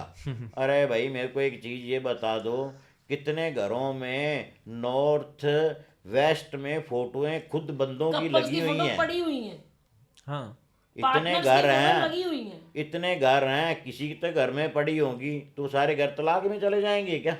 बिल्कुल। ये मिथ्या जो उन्होंने बनाया हुआ है, ठीक है, मतलब अपना अपना हिसाब से अपनी अपनी डफली बजा रहे हैं लेकिन सही के पास पहुंचने के लिए वक्त लगता है और सही के पास जब पहुंच जाता है ना आदमी फिर उसको पीछे मुड़ के नहीं देखना पड़ता। गॉट इट, ठीक है। तो बहुत सारे प्रोफेशंस में आप मुझे बताइए कि लेट्स सपोज कि मैं एक प्रोफेशन में जाना चाहता हूँ, मैं कुछ नाम भी लेता हूँ, और उसके लिए मेरे कुंडली में कौन से प्लैनेट स्ट्रांग होने चाहिए। जैसे बहुत कुछ फेमस हम मानते हैं कि बहुत सारे लोग IAS IPS बनना चाहते हैं, तो मेरी कुंडली में ऐसा कौन सा प्लैनेट स्ट्रांग होना चाहिए? मंगल, सूर्य और बृहस्पति, ओके। 3 प्लेनेट आपकी कुंडली में बहुत अच्छी सिचुएशन में हो और 1, 4, 7, 8 भावों से रिलेटेड हो, कहीं ना कहीं वो दशम भाव को, लगन को देखते हो, 7वें को देखते हो या वहां बैठे हो। अगर ऐसी स्थिति में नहीं है तो रेमेडीज के थ्रू उनको वहां सेटल किया जाए। और इसके साथ साथ आपकी कुंडली का 7वां और 10वां भाव बहुत ही अच्छा होना चाहिए, तभी आप जाके आईपीएस के लेवल पर पहुंचते हो। क्योंकि 7वां भाव यहाँ पे दशम से दशम है। थोड़ी देर पहले सर ने आपको एक वर्ड बोला था, भावम टू भावम, तो वो यहाँ पर इम्प्लीमेंट करता है। आईपीएस के लिए ये जरूरी है। ठीक है। और अगर पॉलिटिक्स में किसी को जाना हो, एमएलए बनना है, एमसी बनना है, कुछ? सूर्य और राहु, ठीक है। ये दोनों ग्रह। अब पॉलिटिक्स में आपको एक चीज़ बताता हूँ, सूर्य बलि कर लो, राहु बलि कर लो, ये 2 प्लेनेट तो आप बलि कर लो जिसने पॉलिटिशियन में जाना है, पॉलिटिकल लाइफ अपनी बनानी है। 2 प्लेनेट के साथ एक काम और करो, क्या? कुंडली, अपनी कुंडली, जी।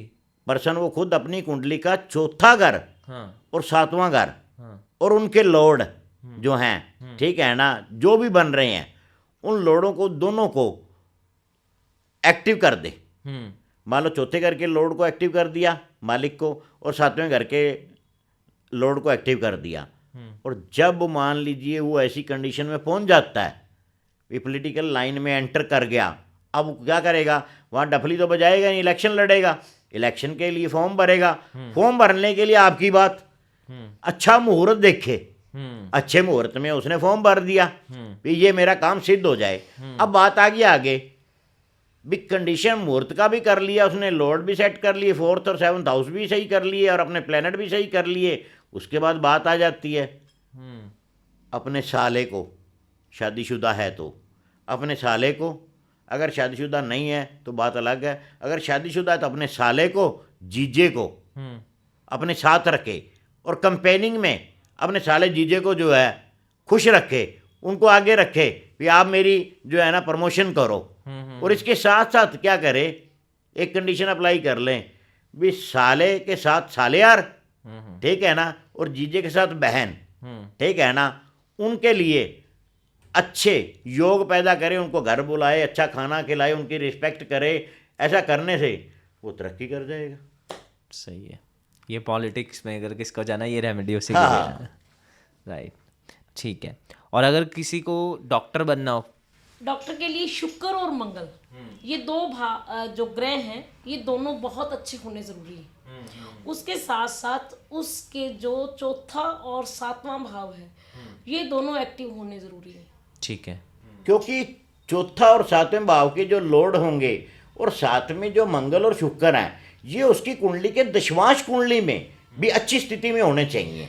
वैदिक ज्योतिष कहता है कि खाली लगन कुंडली में नहीं चलना, हमारे बिजनेस, हमारे प्रोफेशन के लिए दशमांश कुंडली होती है। तो यही जो चीजें हैं वो दशमांश कुंडली में भी इम्प्लीमेंट होनी चाहिए। ये जरूरी है। 4था और 7वां भाव मैंने एक्टिव क्यों बोला है? क्योंकि आपको चाहिए पब्लिसिटी, आपको चाहिए पब्लिक सपोर्ट, और किसी भी चीज को जब उससे परफेक्टली भावम टू भावम, तो वहां क्या है, 4थे से 4था, यानी 4थे से 7वां जो है वो 4थे से 4था बन गया। पब्लिक का सुख, डॉक्टर तो आप अच्छे बन सकते हो, लेकिन पब्लिक की सपोर्ट जरूरी है, पब्लिक में आपका फेथ जरूरी है। मान लो आप डॉक्टर बन गए, टेबल लगा लिया, कुर्सी लगा ली, क्लाइंट नहीं आ रहा, काहे के डॉक्टर हो आप? मान पॉलिटिक्स लीजिए में उतना नहीं होता जितना डॉक्टर में फेथ जरूरी है। बिल्कुल बिल्कुल। क्योंकि इंसान ने अपने आप को सौंपना है। वो ट्रस्ट होना बहुत ज़रूरी है। अच्छा, मैंने लास्ट जो हमारे गेस्ट आए थे उनसे भी पूछा था कि अगर हमें व्यूज़ ज़्यादा चाहिए, सब्सक्राइबर ज़्यादा चाहिए, या इन शॉर्ट किसी को सक्सेसफुल यूट्यूबर बनना है, राहु जितना अच्छा आपका राहु होगा, जितना अच्छा राहु आपका दबदबा बना लेगा कुंडली में, उतना आपका बोलबाला होगा, उतना आपका नाम गूंजेगा। राहु आपको पब्लिसिटी देता है। अच्छा। इन्फ्लुएंसर बनने के लिए आपकी कुंडली में बुध, यानी कि आपकी जुबान, बुध और राहु 2 प्लैनेट्स का अच्छा होना बहुत ज्यादा जरूरी है। आपके आरजे पहले वो रेडियो पे आते थे, है ना, तो कुछ रह गए, इतना ज्यादा नहीं है। तो उन लोगों का सबसे अच्छा क्या होता है? राहु और बुध। ओके। अब यहाँ पे मैं आपको एक चीज़ और बताता हूँ, ये आपसे रिलेटेड है जी। क्योंकि आप यूट्यूबर हो। हाँ जी। नो डाउट आपको अपनी कुंडली के अनुसार, चलो कुंडली नहीं है तो मान लीजिए आपको राहु और बुध के साथ साथ, ठीक है ना, आपको अपना जो है कुंडली का दशम भाव, अगर कुंडली नहीं है तो अपनी कुंडली के अनुसार अगर देखा जाए नहीं है, मान लेते हैं, तो अकेला राहु बुध तो आप स्टैंड कर ही रहे हो, ठीक है ना। राहु बुध के साथ साथ आप अपने शुक्र को जो है ना एक्टिव कर दो। ओके। अब शुक्र क्या करता है, शुक्र एक्टिव होता है जिस पर्सन का भी कोई हो, अगर शुक्र एक्टिव होता है, ठीक है ना, तो नेचुरली है वो आपको फाइनेंस अरेंज करवाता है। अब काम तो आप यूट्यूबर का कर रहे हो, फाइनेंस तो यहाँ से ही चाहिए। अब लग्जरी लाइफ जीने के लिए शुक्र का होना बहुत ज़्यादा ज़रूरी है। अब शुक्र जो है वो बढ़ेगा, साथ में आपने राहु और बुध को बढ़ा लिया। राहु बुध के हिसाब से आपने पॉडकास्ट तो कर लिया जी, लेकिन शुक्र स्टार है, शुक्र को साथ में कर लिया तो ऑडियंस जितनी है ना वो जुड़नी शुरू हो जाएगी। तो शुक्र आपको लग्जरी देगा क्योंकि यूट्यूब के ऊपर आपके व्यूअर बढ़ गए, उससे पैसा आया, उससे आपने, पहले आपके पास मान लीजिए 5 लाख वाली गाड़ी थी, फिर आपने 10 लाख वाली गाड़ी ले ली। पहले आपके पास जो है कैमरे नॉर्मल थे, फिर आपने बड़े कैमरे ले लिए, स्टूडियो को अपग्रेड कर दिया। पहले आपने इसके ऊपर 1 लाख रुपए लगाया था, 5 लाख रुपए लगा के स्टूडियो बना रहे हो, तो उसके लिए पैसा चाहिए हो। ये स्टूडियो मेंटेन करना, ये चीज़ें जो है तो सब राहु, लेकिन राहु के साथ जब शुक्र की मैत्री आ जाती है ना, शुक्र को जोड़ा जाता है जिसको हम बोलते हैं, तो आदमी अच्छा गेन करता है। ये आपके लिए भी है और आपके पॉडकास्ट के माध्यम से दूसरे यूट्यूबर के लिए भी है। ठीक है, तो शुक्र की कृपा भी चाहिए हमें। जरूरी, वो तो हर किसी के ऊपर जरूरी है। नहीं, खासकर हम यूट्यूबर्स को। ठीक है, नाउ मैं आपसे कुछ खास लोगों के कुंडलियों के बारे में जानना चाहूँगा। पहला, नरेंद्र मोदी जी के बारे में, कि उनकी कुंडली में ऐसा क्या खास है जो हमें और हमारे व्यूअर्स को बताइए। ठीक है, जैसे आपने हमें ये नरेंद्र मोदी जी का प्रिंट दिया है, तो उनके अकॉर्डिंगली उनका जो लगन है वो है वृश्चिक। लगन का जो लॉर्ड है वो है मंगल। ओके। और साथ में चंद्रमा। ठीक ये है। दोनों एक साथ बैठे हैं। यहाँ चंद्रमा नीच का है और मंगल स्वयं राशि का बैठा है। मंगल की पावर है खुला शेर। वो अपनी सीट पे बैठे हैं, अपने घर के बैठे हैं, ये सबसे इंपॉर्टेंट चीज है। मतलब नीच का जो चंद्रमा है वो एक ऐसी कंडीशन बना देता है कि मानसिक लेवल पर ऐसा इंसान बहुत स्ट्रोंग होता है। मतलब उसको किसी इमोशंस में जल्दी से घेरना आसान नहीं होता। उसको पारिवारिक लगाव नहीं होता, दीन दुनिया से लगाव बहुत कम होता है। चंद्र और मंगल का एक साथ बैठना साक्षात लक्ष्मी का आशीर्वाद है। ठीक है। ये इनकी क्वालिटी का सबसे बड़ा प्लस पॉइंट है। दूसरा, पांचवा राहु। पांचवें राहु वाले जो होते हैं ना, वो आजाद विचारों वाले होते हैं। पॉलिटिक्स में दे दिया इनको। और इम्पोर्टेंट सबसे ज्यादा, शुक्र और शनि दोनों एक साथ, दोनों दुश्मन सूर्य के हैं। अच्छा। क्योंकि सूर्य और शनि सबसे बड़ी दुश्मन है। और जो शुक्र है वो शनि का घनिष्ठ मित्र है, मतलब सबसे बेस्ट फ्रेंड है। तो जो अगर दोस्त का दुश्मन है तो उसका भी दुश्मन बना।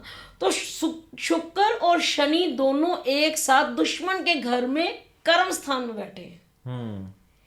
मतलब वो एक दोस्त में भी दुश्मन ढूंढ लेते हैं और दुश्मन में भी दोस्त ढूंढ लेते हैं। यही उनके परफेक्शन का रीजन है। Got it. ठीक है। और सेकंड वन इज उनके दोस्त अमिताभ बच्चन। उनकी कुंडली में कुछ चीजें ऐसी हैं कि हम लोग कहेंगे कि अगर कॉमन मैन अगर उस कुंडली को देखता है, फर्स्ट प्रोडिक्ट करेंगे, तो उनकी कुंडली में कुछ भी हमें बहुत अच्छा नहीं मिलेगा। हालांकि वो युग के अभिनेता हैं, युग पुरुष, लेकिन उनकी कुंडली में कुछ बहुत अच्छा नहीं मिलेगा। अब उसका रीजन भी आगे है जी। उनके 7वें घर में राहु है और लगन में केतु है, चौथे घर में शनि है। अच्छा। ठीक है। 3 केंद्रों में पापी ग्रह आ गए। तीनों के तीनों केंद्र जो बने वहां पे पापी ग्रह आ गए। ठीक है। नेम फेम जो है नेचुरली है कुंडली के अष्टम भाव में जो बैठे हैं प्लैनेट, ठीक है, और साथ में उच्च का बृहस्पति, नेम फेम पैसा नो डाउट मिल गया, लेकिन अगर जिंदगी की इंटरनली गहराई में अगर जाया जाए तो उनकी लाइफ में जो है ना बचपन से लेके अब तक स्ट्रगल ही स्ट्रगल है। लाइफ में बहुत कई स्ट्रगल बार किया वो उन्होंने, नीचे उतरे हैं, कई बार उन्होंने जंप अप किया, बैंकरप्ट भी हुए हैं ये मैंने, सब कुछ हाँ। हुआ। अब सबसे बड़ी बात आपको पता है क्या है कि जब भी मंगल 8वें घर में आ जाता है कुंडली में, तो वो जो कहते हैं ना कि गहराई का ज्ञान उसमें ले जाता है।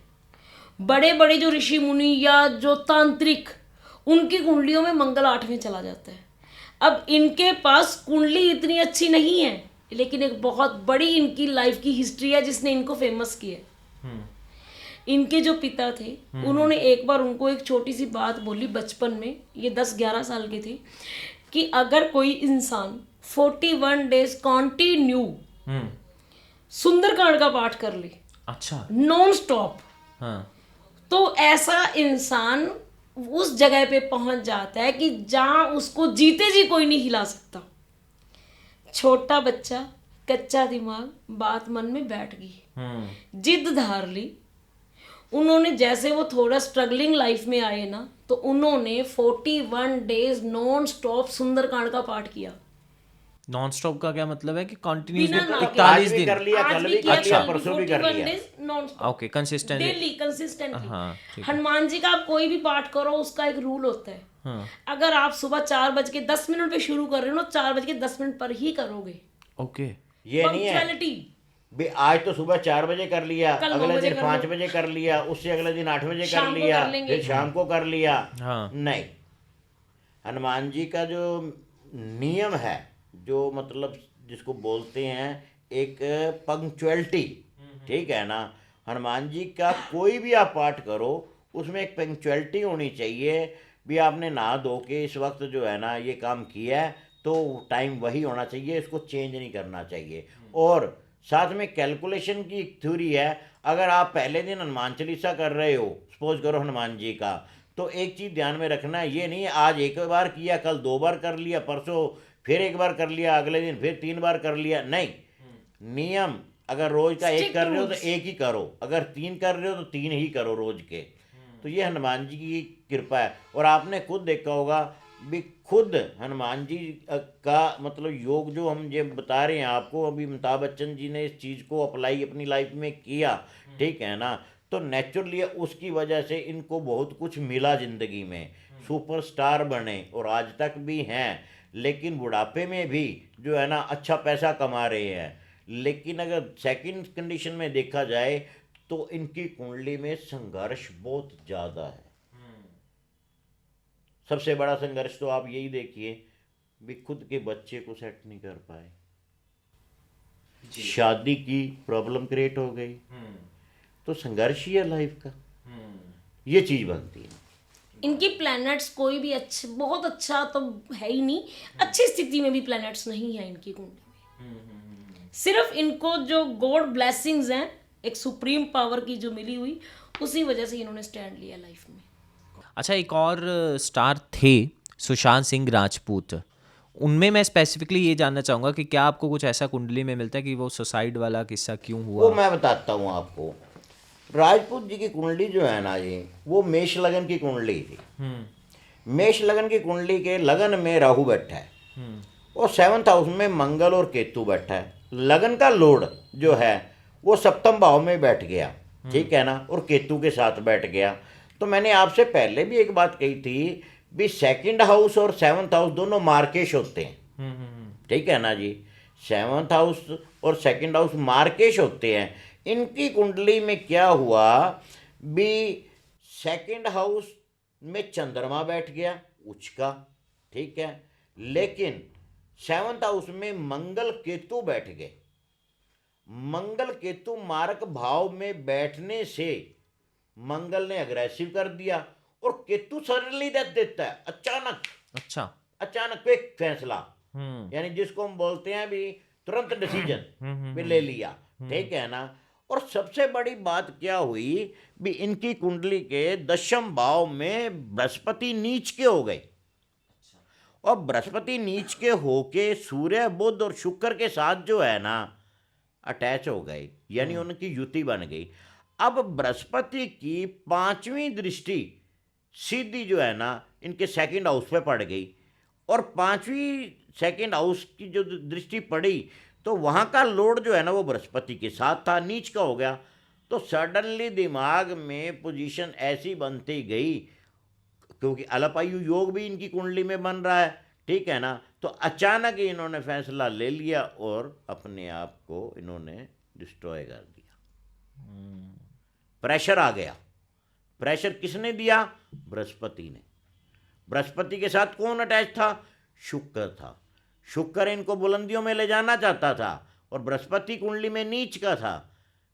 2 कंडीशनें पैदा हो गई, तीसरी कंडीशन एक और हो गई जी। बृहस्पति जिस भाव में बैठ जाता है, ये मैं आपकी ऑडियंस को भी बताता हूँ, एस्ट्रोलॉजर तो चलो जानते ही जानते हैं, आपकी नॉलेज के लिए भी हो जाएगा।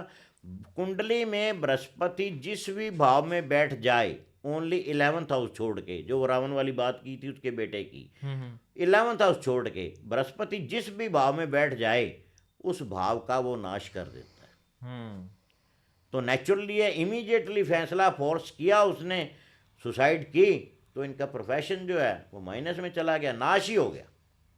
काम का तो खत्म हुआ ही हुआ, बंदा ही खुद खत्म हो गया तो काम तो खत्म होना ही था। तो ये चीज बनती थी। लगन के राहु ने इनको फेमस किया अंगेज में, लेकिन जो बृहस्पति थे इनकी कुंडली में नीच के, तो जिस टाइम इनकी डेथ हुई है ना उस टाइम में बृहस्पति का अंश चल रहा था। और आई थिंक जहाँ तक मेरे को याद है उस टाइम में इनके बाय बर्थ तो है ही नीच का, जहाँ तक मेरे को याद है, अगर मैं गलत नहीं हूँ, तो उस टाइम में भी नीच के बृहस्पति चल रहे थे। तो वो जैसे कहते हैं ना कि एक के ऊपर दूसरा योग, दूसरे के ऊपर तीसरा योग, यानी उधर से दशा भी आई, उधर से नीच का था, वापस नीच का आ गया। और हो सकता है कि उस टाइम में 2 और 7 का योग भी गलत चल रहा होगा जिस टाइम इनकी डेथ हुई है। क्योंकि अगर जब हमारे सामने हॉरोस्कोप होती है तो हम उस टाइम की पोजीशन साथ में लेके चलते हैं, तो एट द स्पॉट वो चीज़ हमारे सामने नहीं लगी हुई, लेकिन इतना ज़रूर है, ठीक है, कि वो टाइम वही ऑलमोस्ट बनता है, क्योंकि 20 में बृहस्पति नीच के चल रहे थे जहाँ तक मेरे को याद है। ठीक है। और मुकेश अंबानी जी की कुंडली में ऐसा क्या है कि वो इतने अमीर हैं? देखो, मुकेश अंबानी की जो कुंडली मेरे सामने है, ये इस कुंडली में कंडीशन क्या है? मुकेश अंबानी का वृश्चिक लगन है, लगन में शनि है। शनि लगन में होने से देखा जाए तो ये बेटर पॉइंट देता है। दूसरी कंडीशन क्या है? अभी इनके 12th हाउस में तुला राशि का राहु है और शनि के बिल्कुल सामने मंगल है, जबकि शनि की मंगल के साथ जो है ना सप्तक दृष्टि हो गई। अच्छा।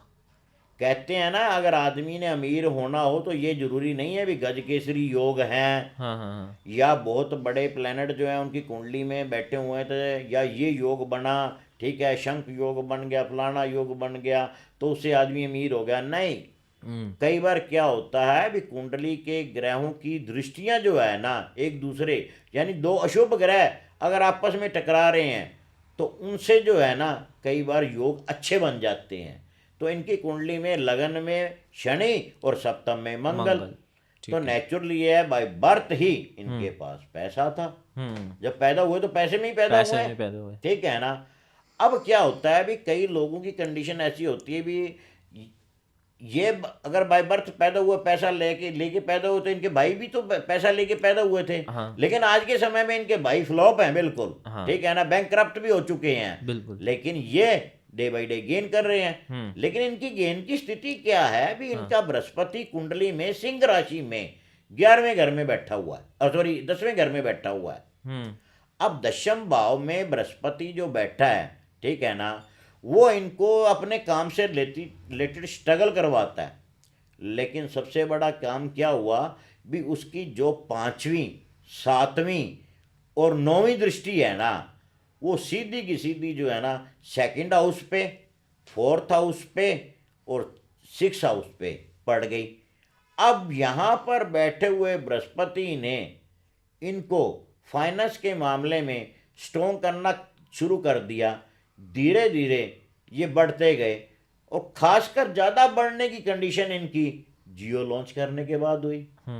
सबको फ्री सिम बांट दिया। चौथा घर क्या है? पब्लिक है, ठीक है ना। सातवां घर पब्लिक का सुख हो गया, पब्लिक अटैच हो गई और इतनी ज़्यादा अटैच होगी, इतनी ज़्यादा अटैच हो गई भी इन्होंने फ्री के चक्कर में एक अमाउंट आई थी मेरे सामने, पता नहीं वो सच है या नहीं, ठीक है ना। 2 लाख कितने हजार करोड़ रुपया इन्होंने जियो से कमा लिया था फ्री में ही। अच्छा। एक्चुअली इसके साथ साथ एक चीज ये भी आ गई ना कि कहते हैं कि केतु जहां पे बैठ जाता है ना उस चीज को नैरो कर देता है। टिप है ना वो केतु है। इनके 6th हाउस में केतु है। 6th हाउस होता है शत्रु, रोग और कर्जे का। तो उन्होंने शत्रु नैरो कर दिए, इनके सामने कोई खड़ा नहीं होता। लगन का जो शनि है वो 10वीं दृष्टि से 10वें घर को देख रहे हैं, वो प्रोग्रेस देने लग गया। वो प्रोग्रेस देने लग गया। और एक और योग थोड़ी ना कमा रहे हैं। और एक योग और बन गया। एस्ट्रोलॉजर जब भी इसकी कुंडली देखेंगे, मैं आपको एक पॉइंट बताता हूँ योग क्या है। भी 7वें स्थान का लॉर्ड शुक्र, ठीक है, 6ठे घर में मंगल की राशि में बैठा हुआ है और मंगल जो है 6ठे घर का मालिक, ठीक है ना, उसका लॉर्ड 7वें स्थान में शुक्र की राशि में बैठा है। यानी 6वें और 7वें भाव का एक्सचेंज हो गया। एक्सचेंज का मतलब भी मैं आपकी कुर्सी पे आ गया, आप मेरी कुर्सी पे आ गए, तो लाइफ को चेंज कर दिया। और राहु 12वें घर का था, ठीक है ना। राहु धुआं है और मोबाइल राहु है, सिम राहु है। उससे करने वाली बातें जो होती है हवा में चल के जाती हैं, क्लाउड से ही होके जाती हैं। वजूद तो नहीं है उनका। अगर मैं यहाँ बैठा हूँ, आप दिल्ली बैठे हो या आप यहाँ बैठे हो, मैं अपने शहर बैठा हूँ, अगर आपसे मैंने बात करनी, चाहे फ़ोन पे वीडियो कॉलिंग कर रहे हैं या वैसे कॉल कर रहे हैं, ये हवा से ही हो रही है ना। तो राहु है जो है 12वें घर का, उसने जंजाल को फैला दिया और जियो के बाद इनकी ग्रोथ बढ़ती गई। 6वें घर के केतु वाला जैसे जैसे गणपति को मनाएगा ना वो ग्रोथ करता जाएगा। और ये मानते हैं, ये तो आपको भी पता है भी गणपति की पूजा बहुत करते हैं। और खास चीज देखी आपने, इनके बेटे की शादी हुई है तो इनकी वाइफ के हाथ में सोने का चौरस प्लेट पे गणपति बने हुए थे और जिस काम के लिए जाते थे उसको आगे आगे लेके चलते थे। या वीडियो में देख लेना चाहिए। जी आगे कर दिया इन्होंने गणपति को आगे कर दिया क्योंकि उसकी पूजा की। और केतु देखो, राहु और केतु, राहु का जाल फैलाया, केतु को इन्होंने गणपति से खुश किया। बृहस्पति ऑलरेडी इनको बेनिफिट दे रहे थे। शुक्र और मंगल का एक्सचेंज हो गया। शुक्र मंगल का एक्सचेंज अक्षात लक्ष्मी का योग भी बनाता है। कहते हैं ना, मंगल और शुक्र दोनों इकट्ठे हो जाए ना कुंडली में, अखंड लक्ष्मी योग बनाते हैं। ये तो एक्सचेंज हो गए, एक्सचेंज में बैठे हैं और ज्यादा पावरफुल हो गया, और पावरफुल हो गए। और लोग कहेंगे भी प्रदीप जी ने बोला भी 6ठे घर में शुक्र बैठा है, तो 6ठा घर जो है ना शत्रु रोग कर्ज का है। शत्रु भी पैदा किए, ठीक है, इन्होंने तो कर्ज भी तो लिए है। कोई ये तो नहीं है कि खुद के पैसे सारा काम कर लिया, बैंक से भी तो लोन ले रखे हैं। तो बैंक से लोन लेके अगर पैसा बढ़ रहा है, इनकी खुद की जो है सोर्स ऑफ इनकम की कंडीशन जो है वो बढ़ रही है डे बाय डे, तो कहीं ना कहीं तो प्लांट इफेक्ट कर रहे हैं ना जी। तो ये चीज़ बनती है इनकी। और लास्ट में हम पूछना चाहेंगे सलमान खान जी के बारे में, उनकी क्या कुंडली है? देखो जी, सलमान खान की कुंडली अब मेरे सामने ये पड़ी है। सलमान खान का मेष लगन है जी। और उनका मैं एक और ऐड होगा, उनका थ्रेड के बारे में जो आजकल उन्हें मिल रहे हैं, उसके भी में अगर कुछ ऐड ऑन कर सकते हो आप। हाँ बिल्कुल। इनकी कुंडली में जो है ना मेष लगन है। अब सबसे बड़ी बात क्या है जी, मेष लगन की कुंडली जो है ना हमारे वैदिक शास्त्र में बहुत बेटर मानी जाती है। सलमान खान की जैसे मेष कुंडली है, मेरी खुद की मेष कुंडली है। अच्छा। इनकी मेष कुंडली है। अच्छा। तो मेष कुंडली वालों का जो लॉर्ड है मंगल, अगर कुंडली के अच्छे भाव में चला जाए, ठीक है ना, तो वो ज़्यादा बेटर हो जाता है। ठीक है। इनकी कुंडली में क्या हुआ भी मंगल जो है वो अपने भाव से 10वें भाव में उच्च का होके जाके बैठ गया। अच्छा। अब मंगल लॉर्ड लगन का मालक उच्च का होके जाके बैठेगा तो उसके अंदर विल पावर इतनी ज्यादा आ जाती है भी जिस काम को वो हाथ लगा के काम करने की कोशिश करेगा ना, उसकी विल पावर उसको पूरा करवा देगी। ओके। अगर इन्होंने बंदूक उठाई ना, क्योंकि मंगल फौजी भी होता है, अगर इन्होंने बंदूक उठाई ना तो बंदूक उठा के अगर गोली शूट की हिरन के ऊपर तो ये नीडर थे तो ही कर ली, बाद में तो चलो जो झगड़े होते रहे, ठीक है ना। तो उस वक्त नीडर थे, इनको उस वक्त कुछ नहीं समझ आया। मंगल जो है उसने इनसे ये काम करवा दिया क्योंकि सेल्फ कॉन्फिडेंस ओवर था। तो आज भी है। और अच्छी अच्छी मतलब हीरोइनों को कुछ ऐसी डंप में गई हीरोइनों को उठा के इन्होंने बड़ा कर दिया। क्यों? क्योंकि मंगल दशम भाव में अकेला ही जो है ना इनको बेनिफिट दे गया। अब क्या हुआ भी मंगल के साथ शुक्र बैठ गया दशम भाव में। अब शुक्र जो बैठा हुआ है, ठीक है ना, दशम भाव में, मैंने अभी आपसे पहले बोला था जब अमिताभ बच्चन जी की धीरू भाई अंबानी की कुंडली में हम टैली कर सॉरी मुकेश अंबानी की कुंडली में हम टैली कर रहे थे, मंगल शुक्र का एक्सचेंज है। तो इनकी कुंडली में क्या हुआ, 10वें घर में मंगल और शुक्र इकट्ठे बैठ गए। अब लगन का मालिक भी हो गया और शुक्र जो है वो सप्तम स्थान का मालिक हो गया, और दोनों केंद्र में जाके बैठ के केंद्र के मालिक केंद्र में बैठने से धन की वर्षा जो है वो धड़ाधड़ होनी शुरू हो गई। और शुक्र जो स्टार बनाता है आदमी का, तो इनका प्रोफेशन स्टार में चला गया और स्टार में ये एक अच्छे स्टार बन के रह गए। और उनकी जो वैल्यूशन बनी वो चौथे घर का जो लॉर्ड है, ठीक है ना, यानी चंद्रमा, और 7वें घर का लॉर्ड शुक्र है। शुक्र ने तो जनसंख्या से बेनिफिट दिलाना शुरू कर दिया, पब्लिक इनकी फैन होती गई। और चौथे घर का मालिक है जो वो शनि के साथ चंद्रमा 11वें घर में चला गया। तो हमने रावण के पुत्र की कुंडली में स्टडी किया था ना भी 11वें घर में गए हुए चाहे मतलब गलत ग्रह ही क्यों ना हो वो अच्छा फल देते हैं। तो शनि और चंद्र की युति जो है वो 11वें घर में इनके ऊपर चली गई, तो वो बेनिफिट देना शुरू कर दिया। यही चीज़ें जो है ना इनको लाइफ में प्रोग्रेस करवाती रही। अभी आपने एक लास्ट में वर्ड बोला था कि अभी कुछ उनको थ्रेट्स मिल रहे हैं जी।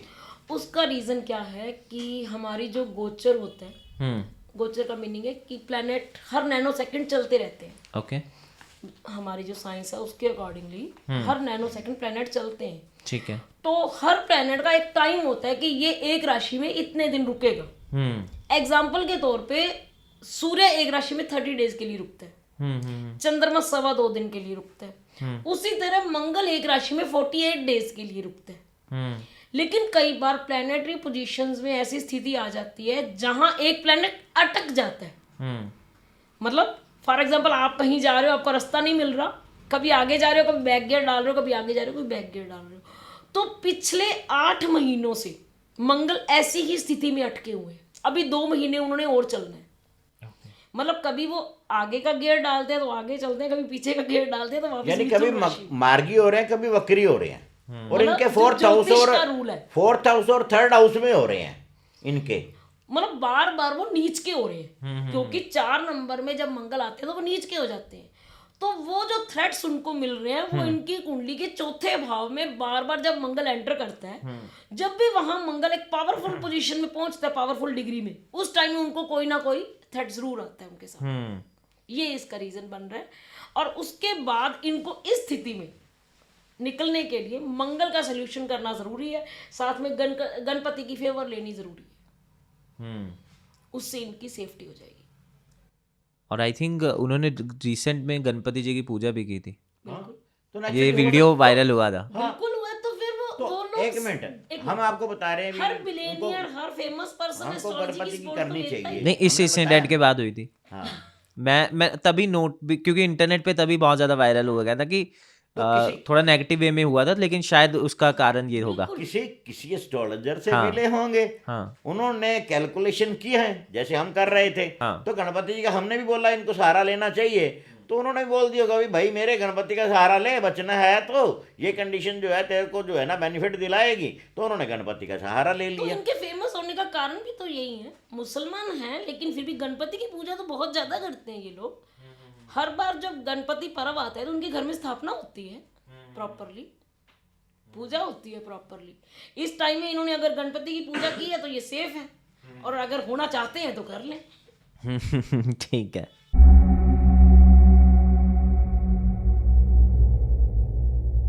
सो नाउ अभी हम बाल की खाल राउंड स्टार्ट करते हैं। जी इसमें कुछ क्वेश्चंस हैं। एक क्वेश्चन का आंसर तो आप पहले ही दे चुके रेमेडीज का, और मेरे को बहुत ही अच्छे से सर ने बता दिया रेमेडीज की सबके लिए काम नहीं करती हैं, सबके लिए अलग अलग तरीके से करेंगी, राइट। नाउ एक सिचुएशन है, जी वो ये है कि कुंडली बोलती है, लेट्स सपोज कि मेरी कुंडली बोल रही है कि तुम्हें बिजनेस करना चाहिए, तुम वहां उसमें अच्छे होगे कुंडली के अकॉर्डिंग, लेकिन मन नहीं कर रहा, मेरा मन नहीं कर रहा, और उसमें मेरा मन कर रहा है कि मैं नौकरी में जाऊं या फिर उससे ऑपोजिट काम करूं। बिजनेस इज जस्ट एग्जांपल, कोई भी ऐसा काम कुंडली बोल रही है उसके ऑपोजिट मेरा दिल कर रहा है। तो इस केस में आपके अकॉर्डिंग हमें क्या करना चाहिए, मन की सुने या कुंडली की सुने जहां पर सिचुएशन ऐसी हो गई? देखिए, इसमें आपको मैं एक मतलब लॉजिकली और डीपली दोनों जो है मतलब बातें आपको बताना चाहता हूँ। जी। अगर आपकी कुंडली के अंदर दशम भाव में बैठे हुए प्लैनेट अगर नौकरी करवाना चाहते हैं, अगर वो आगे जाके दशमांश कुंडली में वर्ग उत्तम योग बना रहे हैं, तो आपको नौकरी के लिए नौकरी ही करनी चाहिए अगर वो योग बना रहे हैं। अगर मान लीजिए दशम भाव में बैठा हुआ प्लैनेट कहता है भी इसको बिजनेस करना चाहिए, और दशमांश कुंडली में आगे जाकर या दशम टू दशम भाव का प्लैनेट कहता है भी बिजनेस ही करना चाहिए, ठीक है ना, तो बिजनेस जो है ना फिर आपको बिजनेस करना चाहिए।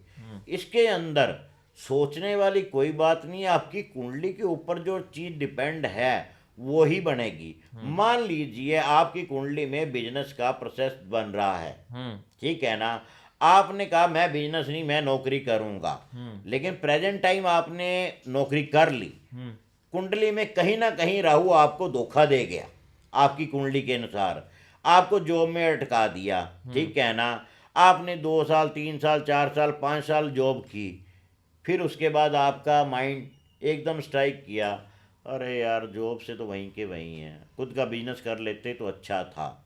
फिर आप क्या करोगे, कन्वर्ट हो जाओगे बिजनेस में, यानी देर आए दुरुस्त आए, ये कहावत आपके ऊपर अप्लाई होनी शुरू हो जाएगी। तो मैं हर ऑडियंस से भी आपसे भी यही कहना चाहता हूँ, वे कुंडली में डीपली स्टडी करवा के ये देखो कि दशम भाव से 10वां भाव यानी भावम टू भाव नियम के अनुसार दशम से 10वां का भाव और कुंडली के दशमांश कुंडली जो होती है उसके अकॉर्डिंग, और सेकंड ये देखो भी आपका सेकंड हाउस और 7th हाउस जो है वो उनके लॉर्ड कितने पॉजिटिव कंडीशन में आते हैं, तो जाके जो है ना उसके हिसाब से आप नौकरी कर सकते हो, या बिजनेस है तो बिजनेस कर सकते हो। अगर आपकी कुंडली में आपकी मन की इच्छा ये है भी मैं करोड़पति बन जाऊं, ठीक है ना, फिर आपको बिजनेस ही करना पड़ेगा, नौकरी से करोड़पति नहीं बना जा सकता। कारण आप हिस्ट्री देख लो, अगर मान लीजिए आज मैं बिजनेस कर रहा हूं, मेरा मन किया तो मैं 50 लाख की गाड़ी ले आया, मेरा बिजनेस की टर्नओवर इतनी मैंने क्रिएट कर ली, मैं 50 लाख की गाड़ी ले आया। नौकरी पेशा 50 लाख की गाड़ी लाने से पहले उसको पता नहीं क्या क्या पापड़ बेलने पड़ेंगे, और गवर्नमेंट को भी जवाब देना पड़ेगा, और इतना पैसा आया कहाँ से, डिपार्टमेंट वाले पीछे लग जाएंगे। पहले तो अपनी सोच को सही करो, उसके बाद कुंडली के आधार पे देखो कि बिजनेस मेरे को सेट आएगा या नौकरी सेट आएगा। मेरे पास इनकी डिटेल के लिए मैंने एक बुक पढ़ी थी, आजीविका। ओके। आजीविका का मतलब हिंदी में होता है अपना कारोबार, ठीक है। तो आजीविका पार्ट 1 पार्ट 2 पार्ट 3 3 पार्ट में थी। तो 3 पार्ट की बुक को मैंने स्टडी करके पी गया भी बिजनेसमैन और नौकरी पेशा की लाइफ में क्या क्या चीज़ें आती हैं, उसके मुताबिक उनका निचोड़ निकालने के बाद हम यही कहते हैं कि दशम दशम के आगे दशम टू दशम यानी कि 7th भाव और दशमांश कुंडली, और साथ में नवमांश के साथ 9वां घर और तीसरा घर, इनको भी कैलकुलेट करना जरूरी है। अगर ये कैलकुलेशन पूरी करने के बाद आपकी नौकरी निकलती तो सर नौकरी में जाओ, अगर बिजनेस निकलता है तो बिजनेस में जाओ।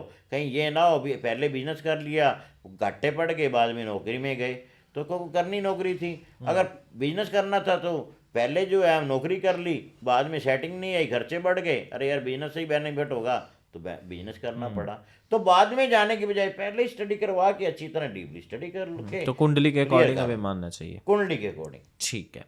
अच्छा, वास्तु के भी स्ट्रॉन्ग बिलीवर है, इस वास्तु का भी है, तो मैं वास्तु के लिए क्वेश्चन है कि वास्तु के अकॉर्डिंग अगर चीज़ें ना हो तो नुकसान पहुंचाती हैं, ये माना, ये बताते हैं ना, लेकिन ये कैसे पॉसिबल है कि एक 100% वास्तु वेरीफाइड घर बनाना, ये प्रैक्टिकली मिडिल क्लास के लिए तो बहुत बार पॉसिबल नहीं होता, राइट?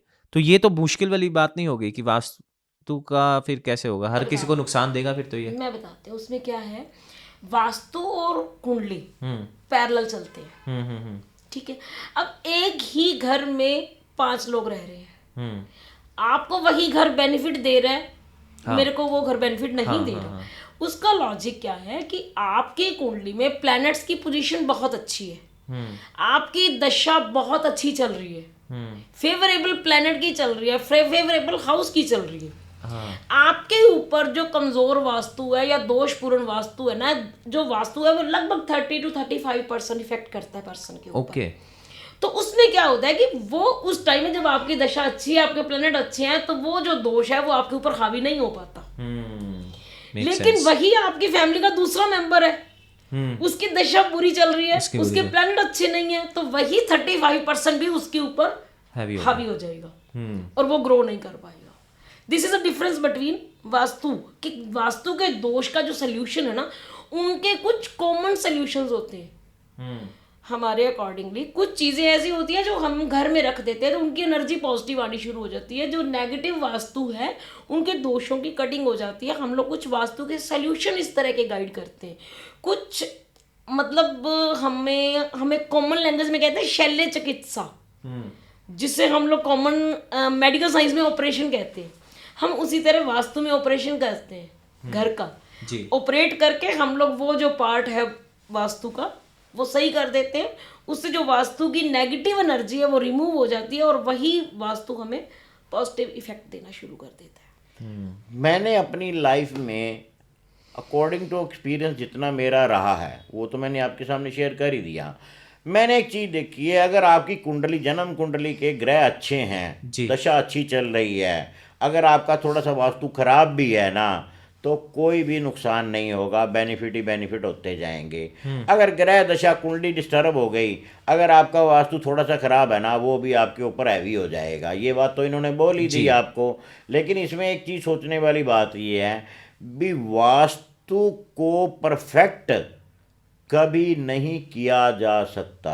मैं आपको क्लियर कर दूं, आपके चैनल पे पूरे चैलेंज के साथ बोलता हूं, पूर्ण वास्तु किसी का नहीं होता, पूर्ण वास्तु ना हो सकता है। पूर्ण वास्तु के लिए जो प्लॉट की कंडीशन है, मिनिमम 100 बाई 100 स्क्वायर फीट चाहिए। उसमें जमीन आपकी चाहिए, आसमान आपका चाहिए। और आजकल तो हमें पता है कि जो फ्लैट सिस्टम है, उसमें तो सिर्फ आपका इतना सा जगह है, ना धरती आपकी है ना आसमान आपका। तो फिर क्या करेगा? वास्तु जो है, ये पुराने समय में राजे महाराजे अपना जब महल बनाते थे, उनके महल बड़े बड़े बनते थे, तो उनके ऊपर जो है ना वो चीज़ को अप्लाई किया जाता था। तो बड़ी मतलब हम कोठी बना रहे हैं, बड़ा मतलब अपना प्लॉट लेके बड़े ढंग से बना रहे हैं, तो उसमें अगर वास्तु आप अप्लाई करते हो तो वास्तु का दूसरा बेनिफिट जो मिलता है ना, वो ये मिलता है, इधर से आपकी कुंडली बेटर हो जाए, दशा बेटर आ गई, उधर से आपने वास्तु को भी और पॉजिटिव कर लिया, तो सोने पे सुहागा, यानी कि आपके पास फिर धन की प्रचुर मात्रा आती ही आती रहेगी। अगर मान लो दोनों में से कोई एक डिस्टर्ब हो गया ना, तो नेचुरली ये खास करके कुंडली और दशा, मैं ये कहता हूँ, अगर थोड़ा सा वास्तु गलत हो गया ना कोई बात नहीं, अगर मान लीजिए कुंडली और दशा खराब हो गई ना, तो वो खराब वास्तु का बैड इफेक्ट आना शुरू हो जाएगा। सपोज करो आप घर की नुक्कड़ वाला कॉर्नर वाला मकान आपके पास है, अगर उसकी मान लो सीढ़ियाँ जो है चढ़ के जो हम अंदर आते हैं, अगर सीढ़ियों का पहला स्टेप टूट गया ना, मान लीजिए क्रैक आ गई, तो आपका वास्तु खराब हो गया। आपके वास्तु में सबसे बड़ी चीज़ है, जैसे मान लीजिए ये आपका मकान है, इसके घर के बाहर आप सड़क के ऊपर जाओगे, अगर जहाँ सड़क के ऊपर जाओगे अगर वहाँ आगे एक खड्डा है, आपने देखा यार ये तो खड्डा बना हुआ है छोटा सा, चाहे वो 2 इंच का है चाहे वो 10 इंच का है, तो आप तो यही बोलोगे ना भी इसको फिल करने के लिए सरकार ही करेगी, मैं थोड़ी करूँगा। लेकिन वो खड्डा आपके लिए नुकसानदायक है अकॉर्डिंग टू वास्तु। लेकिन वास्तु भी तभी इफेक्टिव होगा जब आपकी कुंडली की दशाएं और कुंडली बेटर होगी। Got it. वास्तु और दोनों को पैरेलल लेके चलना पड़ेगा हमें। तो मुझे जितना समझ आया ये पार्ट है, लेकिन 100% नहीं है। 1/3 पार्ट जो है वो 1/3 पार्ट वास्तु है, लेकिन उसको क्योर किया जा सकता है उसकी शल्य चिकित्सा से। आई थिंक फिर हमें पहले 70% हिस्से पे ज़्यादा ध्यान देना चाहिए, उसके बाद 30% वाले हिस्से पे आना चाहिए, लेकिन वो भी जरूरी है। वो भी ज़रूरी है। तो इसमें क्या होता है, अब मुहूर्त ज्ञान के ऊपर ही मैं आपकी बात जो पुरानी थी उसको ही रिपीट कर लेता हूँ। जब आदमी प्लॉट लेता है, प्लॉट लेने के बाद वो उसके ऊपर कंस्ट्रक्शन शुरू करता है, तो सबसे पहले क्या करता है, नींव पूजन करता है। नींव पूजन कैसे होता है, मुहूर्त से होता है, तब उसकी कुंडली बनती है उस मकान की भी। इस तारीख को इसने पूजन शुरू किया इतने बजे, तो उसकी कुंडली बन गई। अब वो कुंडली बताएगी भी इस मकान में धीरे धीरे आके जाके कौन सी दशा आएगी, इसमें इसको कहाँ कहाँ प्रॉब्लम आएगी, इसमें रहने वाले आदमी सुखी रहेंगे या दुखी रहेंगे, या कुछ समय बाद इसके अंदर बैठने वाले को ये फिजिकली प्रॉब्लम आ सकती है, वहाँ भी कुंडली बनती है। अच्छा, क्योंकि उस ग्रह की वो जो कुंडली बनेगी एंट्री की, जो मुहूर्त की या नींव पूजन की, वो उस पर्सन के साथ वेरी की जाती है, मैचिंग की जाती है। जैसे लड़का और लड़की की शादी के लिए मैचिंग होती है, तो उस घर की जो कुंडली है उसके साथ पर्सन की कुंडली मैच करेगी। वहां उसकी दशा और आपकी दशा क्या कहती है, उस टाइम के उसके प्लेनेट और आपके प्लेनेट कहाँ दोष पूरक है, उनको एग्जैक्ट किया जाता है। एक घर में आपका रूम तो अपना है ना, जो ग्रह आपका खराब है उससे रिलेटेड जो उस रूम का वास्तु, आप उसको एग्जैक्ट कर लो, वो आपको अच्छा प्रभाव देना शुरू कर देगा। समझ गया, राइट। सो यस, तो काफ़ी बढ़िया डिस्कशन था सर मैम आपका, और काफ़ी वैल्यूएबल मेरे को पर्सनली फील हुआ कि काफ़ी ज़्यादा वैल्यूएबल, और मेरे को ऐसा लग रहा है कि जो हम जा रहे हैं ना एस्ट्रोलॉजी के बारे में और सीख रहे हैं और जानना चाह रहे हैं, उसमें आज बहुत बड़ा इजाफा हुआ है मेरी नॉलेज में। आपने काफ़ी सारे मिथ्स तोड़े, काफ़ी सारी ऐसी चीज़ें बताई जो मुझे काफ़ी सारे लास्ट पॉडकास्ट में नहीं पता लगी। सो आई वांट टू से thank you for your time, and आपका जो एक लिंक था डिस्क्रिप्शन का वो आप मुझे सर ज़रूर दीजिएगा, पैरेट वाला। मैं आपको पैरेट प्रेडिक्शन का भी दूंगी, मेरी इंस्टा का भी दूंगी, ताकि अगर आप कुछ भी आपकी ऑडियंस चाहे वो हम डिस्क्रिप्शन में डाल देंगे, ताकि अगर किसी को भी कनेक्ट करना है, आपसे कोई भी राय लेनी है, कोई भी एडवाइस लेनी है, वो आपसे डायरेक्टली कनेक्ट कर पाए। Right, thank you so much for giving your time. Thank you sir, आपका भी और आपके ऑडियंस का भी।